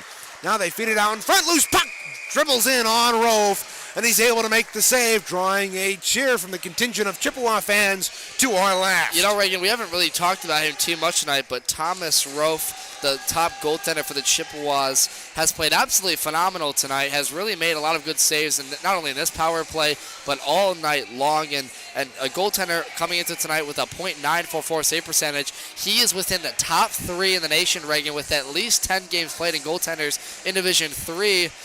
in terms of save percentage, he's a top 3 goalie in the ACHA Division 3. And as we get into the final 6 games of the regular season into tournament play, they're going to need Rofe to be absolutely phenomenal in these last games if they do start him. And don't be surprised, Chippewa fans, if maybe we see an appearance from Colin Smith or perhaps Joel Drucker, who's giving us the scoring shots on goal updates tonight. Especially with that, with this game marking the start of a 6 games in 9 days for the Chippewas, it's important to get your starting netminder some rest before heading into some competition like Michigan later this week and Lawrence Tech, who sits at the top of the conference, and that is Thomas Rofe's former team. He played 1 year with them before coming to the Chippewas. This is his 5th year in maroon and gold. Now St. Andre teeing up and firing one from the circle is a pass up top. Good keep there by Charlie Hayes. He backhands that into the slot, but it's intercepted by the gold and black. Reagan, one thing I'm noticing here, the Chippewas have fired on all cylinders still in the last 10 minutes. They haven't stopped playing hard. One thing that they were lacking last night in the comeback, or last Saturday in the comeback against Trine. It's 5-on-5 now. The Chippewas successfully killing off a monster of a power play there for the Oakland Grizzlies, and I'm talking more about monster as in time, as the Grizzlies really couldn't do much on that all-you-can-eat power play. And you know what, Reagan, as the final 5 games head on after this one, this is going to be a confidence booster for the Chippewas. Killing off multiple power plays tonight and 2 5-minute major power plays is huge for them. Now, when they do go on to play Lawrence Tech and Michigan, those are better teams in terms of power play numbers than maybe Oakland, but still, this is a much-needed game for the Chippewas and one that Dalton Sutherland's going to like on both sides of the special teams. Now look out, here's Martin, a sharp angle shot from in tight. And Monaco makes the save on a hybrid position along the goalpost. You know, Megan, my point is, though, is you have to look forward now after this one. And playing hard for the last 10 minutes, that's going to be something Tyler Cataline is happy about because, as you called that game, Reagan, against Trine, they let in those 3 unanswered goals. And maybe it was partly due not to the effort, but maybe a lack thereof. Yeah, it was more for the Chippewas taking dumb penalties as Hayden Flynn was sent off for a minor penalty that I didn't think should have been called. He certainly didn't think should have been called, and then that ended up kick-starting the comeback for Trine as they would eventually tie that hockey game. As Austin Ritter laying into his man at the point across the way, and he keeps it in near his side. Good sequence there for Austin Ritter. Puck comes free into the right wing corner. Joey Simoncelli gets cross-checked up high. Oh, look out. Look in the out. corner. We might have a scrum here. Simoncelli keeping his cool here. You got to remember, he was the one who went to the bench for some medical attention earlier in this game, and the Grizzlies might be back on the penalty kill here. I think I see our team social media man over there, Joe Grogan over there, looking through the glass at what's going on with Simoncelli, just kind of grabbing him with the headlock there. Simoncelli's going to be sent off here. I don't know if Simoncelli is going to be sent off. If he is, not for the game, but to the bench here. Certainly has to go to the penalty box for that. He didn't start that one. And he will be sent to the penalty box. You got to be kidding me. What did he do? They're going to send both players off there, That's though. ridiculous. They're also going to send off here number 7 as well. That's Thomas Monty going to the box, and they're going to get one for maybe incoincidental minors for the roughing calls. But Joey Simoncelli, it's going to be 4-on-4 here with 3:16 left. Simoncelli didn't do anything to instigate that, and he was just acting in self-defense, and yet he gets whistled off for 2 minutes. This is ridiculous. Now, the draw will come as a consequence outside the Oakland line. It'll be 4-on-4. So with tonight, Central is going to go to 11-3-0-4, and Oakland's going to continue their 12-game losing streak, barring a somehow 4-goal comeback in the last 3 minutes here. And, you know, if you're Oakland, you got to be proud of your efforts tonight. You took it to the number 4 team in the country for 2.5 periods, but just not enough as eventually the scoring for the Chippewas kicked in. And how about the Chippewas spreading the wealth of the puck tonight from 8 different goal scorers, Reagan? Yeah, Chippewas have done a great job. We talked about Oakland coming in, having a really well-distributed scoring chart, as their top goal scorer only had 9 goals coming into the night. But The Chippewas have been the ones who have been distributing the wealth very evenly with 8 players. Now look at a shot from Kochki on the right side, and they looked for a tip out in front there by Paul Meter, but that didn't go. Kept in at the line, 3-on-2 here for the Grizzlies. A lofted shot in on Rofe. He blockers it away, and the rebound is cleared up off the high glass, and the length of the ice. Icing is waved off. That was a great save there from Thomas Rofe. Extended the stick out there to keep it away from his chest protector and send it back the other way. And we haven't given Thomas Rofe enough credit tonight for his performance. And a huge hit between Porzondik and an Oakland Grizzly forward. Yeah, that was Kochki who tried to level Porzondik, but ended up coming the worst out of it, as he's the one that lost his balance. 1:57 to go here in period number 3. 38 seconds left in the 4-on-4. A shovel pass out in front for the Grizzlies, intercepted. Porzondik, outlet pass to Nadeau over the line, left side. Will work, cut across the slot, drop pass for Porzondik, and a shot save and the rebound! That was just sent wide. Porzondik bidding for his second of the night. Now a pass intercepted there by Ayer, and the Grizzlies move out. Here's Ruiz over the line. Home move in, a shot, and Rove calmly reaches up in front of his face mask and snags that one with 1:28 to go. He'll hold on for a whistle. 12 seconds left in the 4-on-4. You know, great shot there from number 88, Dominic Ruiz. Has went to the box a few times for some minor penalties, but Ruiz has been all over the ice. Has an assist tonight. Great nod on him, especially on senior night here for Oakland.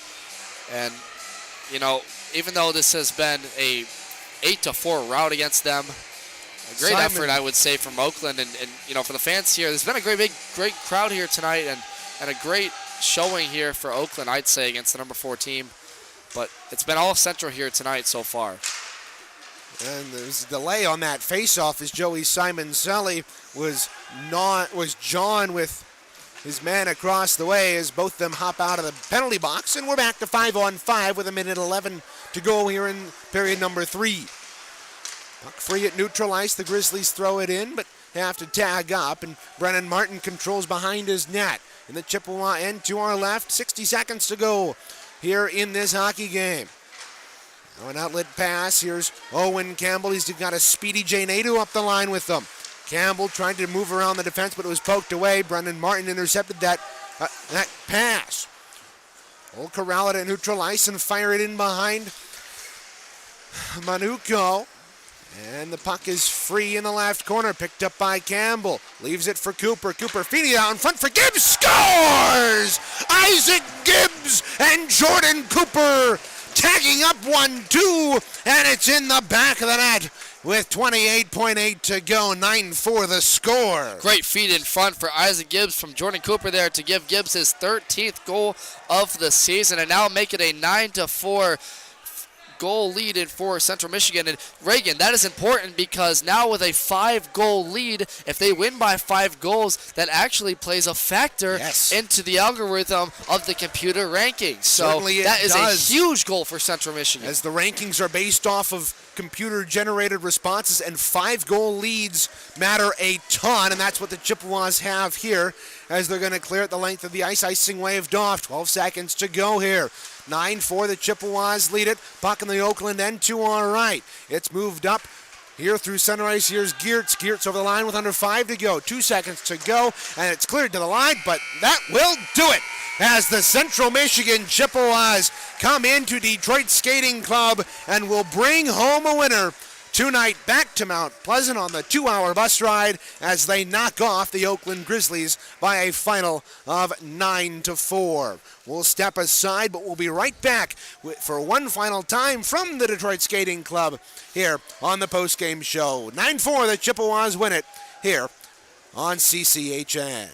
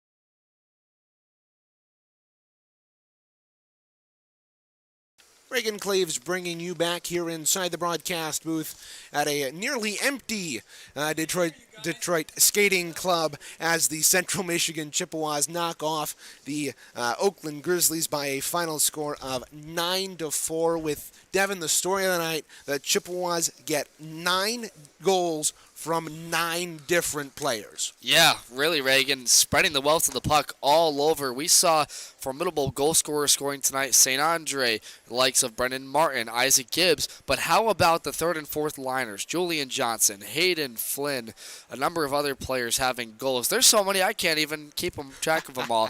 And you want to talk about a reversal of the story. We talked about tonight how it was Oakland the one spreading the wealth of the puck with 17 different players having a goal this season. Well, the Chippewas just matched that effort tonight. 9 goals on 9 different players. And we have a couple of players with a couple of points tonight, and we'll get that to you in just a moment. And right now, we'll, in our post-game, give you somewhat of the recap here.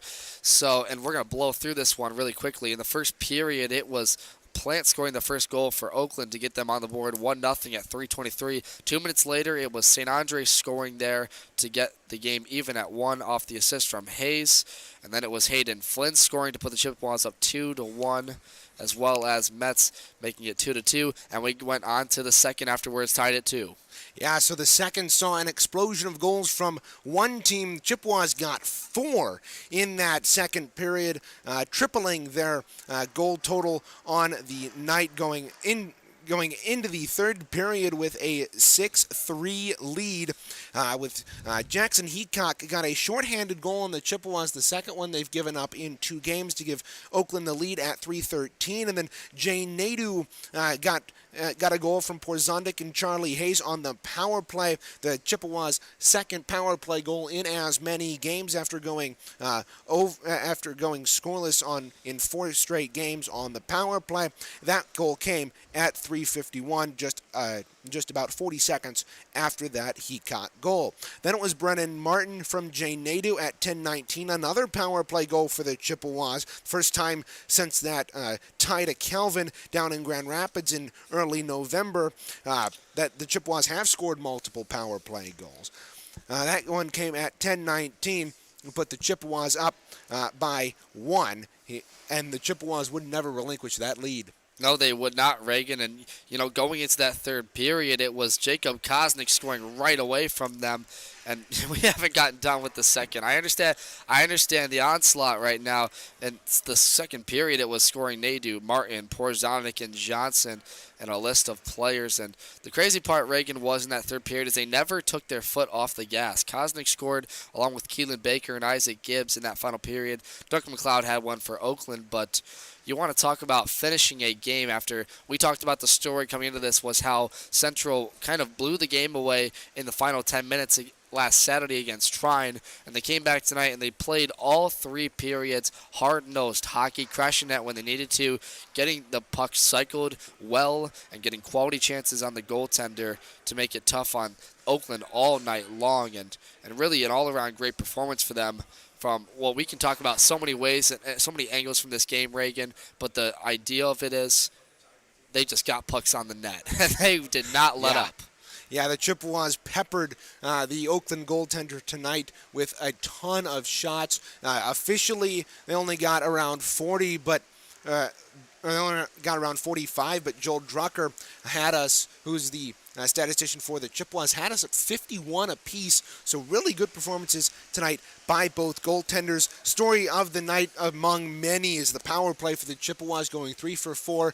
Which in reality is more like 3 for 3, because the one they didn't convert on, as we were talking all night, was a 1-second power play at the end of a 4-on-4. And so they literally go 3 for 4, but in fairness, they went 3 for 3 tonight. So a stellar performance for the Chippewa power play here tonight. And likewise for their penalty kill, they went 3 for 3, killing off in that span 2 5-minute majors. Yeah, Reagan, all we've talked about in the latter half of the season is how the penalty kill and the power play have struggled. They allowed 4 straight penalty kill goals or power play goals coming into tonight, and they only scored 1 power play goal in 6 games coming in. but they just absolutely took it to them on all facets, firing on all cylinders. And you know what, Reagan? They didn't just kill off 3 penalties. They killed off 2 5-minute major penalties and a 2-minute power play. So really great job all around from that penalty kill group. Guys, Aiden Gazdecki, Ben Rydchuk really playing offensive defense and getting shots on net, quality shots, blocking shots in front. And I can talk about all facets of the ice, them doing well, because it really was that effort tonight that kept them up top. Yeah, taking a look now at our players to watch for and see how they did tonight. Andrew Porzondik getting a goal and an assist tonight. We initially thought he had a 3-point night, but that was the fact that they didn't communicate the last goal assist. So Porzondik getting a goal and an assist. And the only other player to watch that did anything was Donnie Wood, who got an assist for the Oakland Grizzlies. Owen Campbell and Chippa did not get anything on the score sheet tonight. And Devin, how did Chippewas do on their keys to the game tonight? Reagan, they absolutely faceted all the keys to the game tonight. My first one was to play that physical, play fast, play dominant, and the latter half of the game they really did that. After the second period, when it was 2-2, they scored 4 unanswered and really took it to Oakland. And it wasn't just in the scoring category. The way they were doing that was playing the physical puck and taking away a lot of the chance for Oakland, blocking shots in front, bailing out their goaltender, Rofe. And when times were tough, Rofe bailed them out too. But, you know, playing physical is the biggest thing. We saw a lot of big hits. We saw a fight that sent Hayden Flynn off the ice. Even though that's a fight game, you know, disqualification, you have to like the physicality. And when I talked about the special teams being the key, they absolutely nailed it on that one as well. And so all keys to the game, really, they fired on all cylinders tonight. You got to be proud of this effort from the team. Yeah, you mentioned that Hayden Flynn. It actually wasn't a fighting disqualification. It was a head contact 5-minute major with a 10-minute misconduct, or with a game misconduct, pardon. So he, I would have to check the rule book, but I believe he would be eligible for play tomorrow against Oakland. He would not have been had that been a 5-minute major. And one of the things, Reagan, real quick, was they played hard all 3 periods. And that was the big thing. I just talked about it earlier in this post-game show, playing all hard for all 3 periods and closing the game out. That was the key tonight as well. Taking a look at our 3 stars of the game, number 3 goes to Andrew Porzondik with 2 points tonight. He extends his point streak to 4 games. Jacob St. Andre also coming in with an assist in that. Jacob St. Andre coming in with a goal and 2 assists in tonight. He gets our 2nd star, and the 1st star of the hockey game, Devin, is number 8, Captain Brennan Martin. He had a phenomenal night, getting a goal and 3 assists in the win here tonight. Honorary 4th star goes to the Chippewa power play. Yeah, honorary star to the power play. And you talk about the 1st star, Brendan Martin, the captain. He was all over the front of the net tonight, getting tips in front, getting shots from the point that were redirected and tipped into the net. And a big body like Brendan Martin establishing that goal-scoring and physical presence, really doing his job as not only the enforcer but the leader of this team. And they're going to need him big time in the final 5 games of the season, in which they will play now in the next 8 days. Yeah, taking a look finally as we wrap up our recap here at the Light the Lamp. Devin St. Andre tonight earned you 4 points. That bumps you up to 6 on the campaign. Tristan took Thomas Rofe, and the math on this is odd, but he's got 1.921 points tonight. You might as well just bump him to 2. I will stand quota. I had a 4-point night, so I want to give him that extra point. I think we will round up the save percentage thing. Yeah, take away my points, why don't you? Well, you're the one who suggested it. I had Andrew Porzondik, who had a goal and an assist, giving me 3 points in Light the Lamp, and Joe had Joey Simon Sully, who gave him 1 assist and 1 point. I say it in front of us, okay? like, come on, 9 different players scoring. You can only get me 1 here. Come on, man. Taking a look at the schedule for these 2 teams, Central Michigan improves to 11-3-0-4 on the campaign, while Oakland falls to 5-16-1-1. These 2 teams will play again tomorrow at Martin Ice in a 5 p.m. puck drop, and we will have a 4:30 broadcast for you on that one. Devin will have the call for you on that one. Final look at the Aton scoreboard again. The Griffins fall to the Ontario Reign here tonight 5-2. The Spirit play their next game against Erie tomorrow, and the Detroit Red Wings inactive, except in the All-Star break. The 2 All-Stars they have there, one of which is Dylan Larkin. They will be in action on Wednesday against the Philadelphia Flyers in their first game back from the break. Well, a special thanks to Matt Sterling, one of the Oakland coaches. He helped us out big time getting us here, along with a CMU alumni, David Gibson, who is one of their assistant coaches. They were a great help getting set up here at Detroit Skating Club. Our thanks to them. Well, that will just about do it for us here tonight, but tomorrow we'll see us back on the air for the conclusion of this weekend series. Until then, this is Reagan Cleaves for Devin Sarah saying so long from Detroit Skating Club in Bloomfield Hills, Michigan, as the Central Michigan Chippewas blow out the Oakland Golden Grizzlies by a final score of 9-4. Thanks for listening and have a wonderful night, everyone.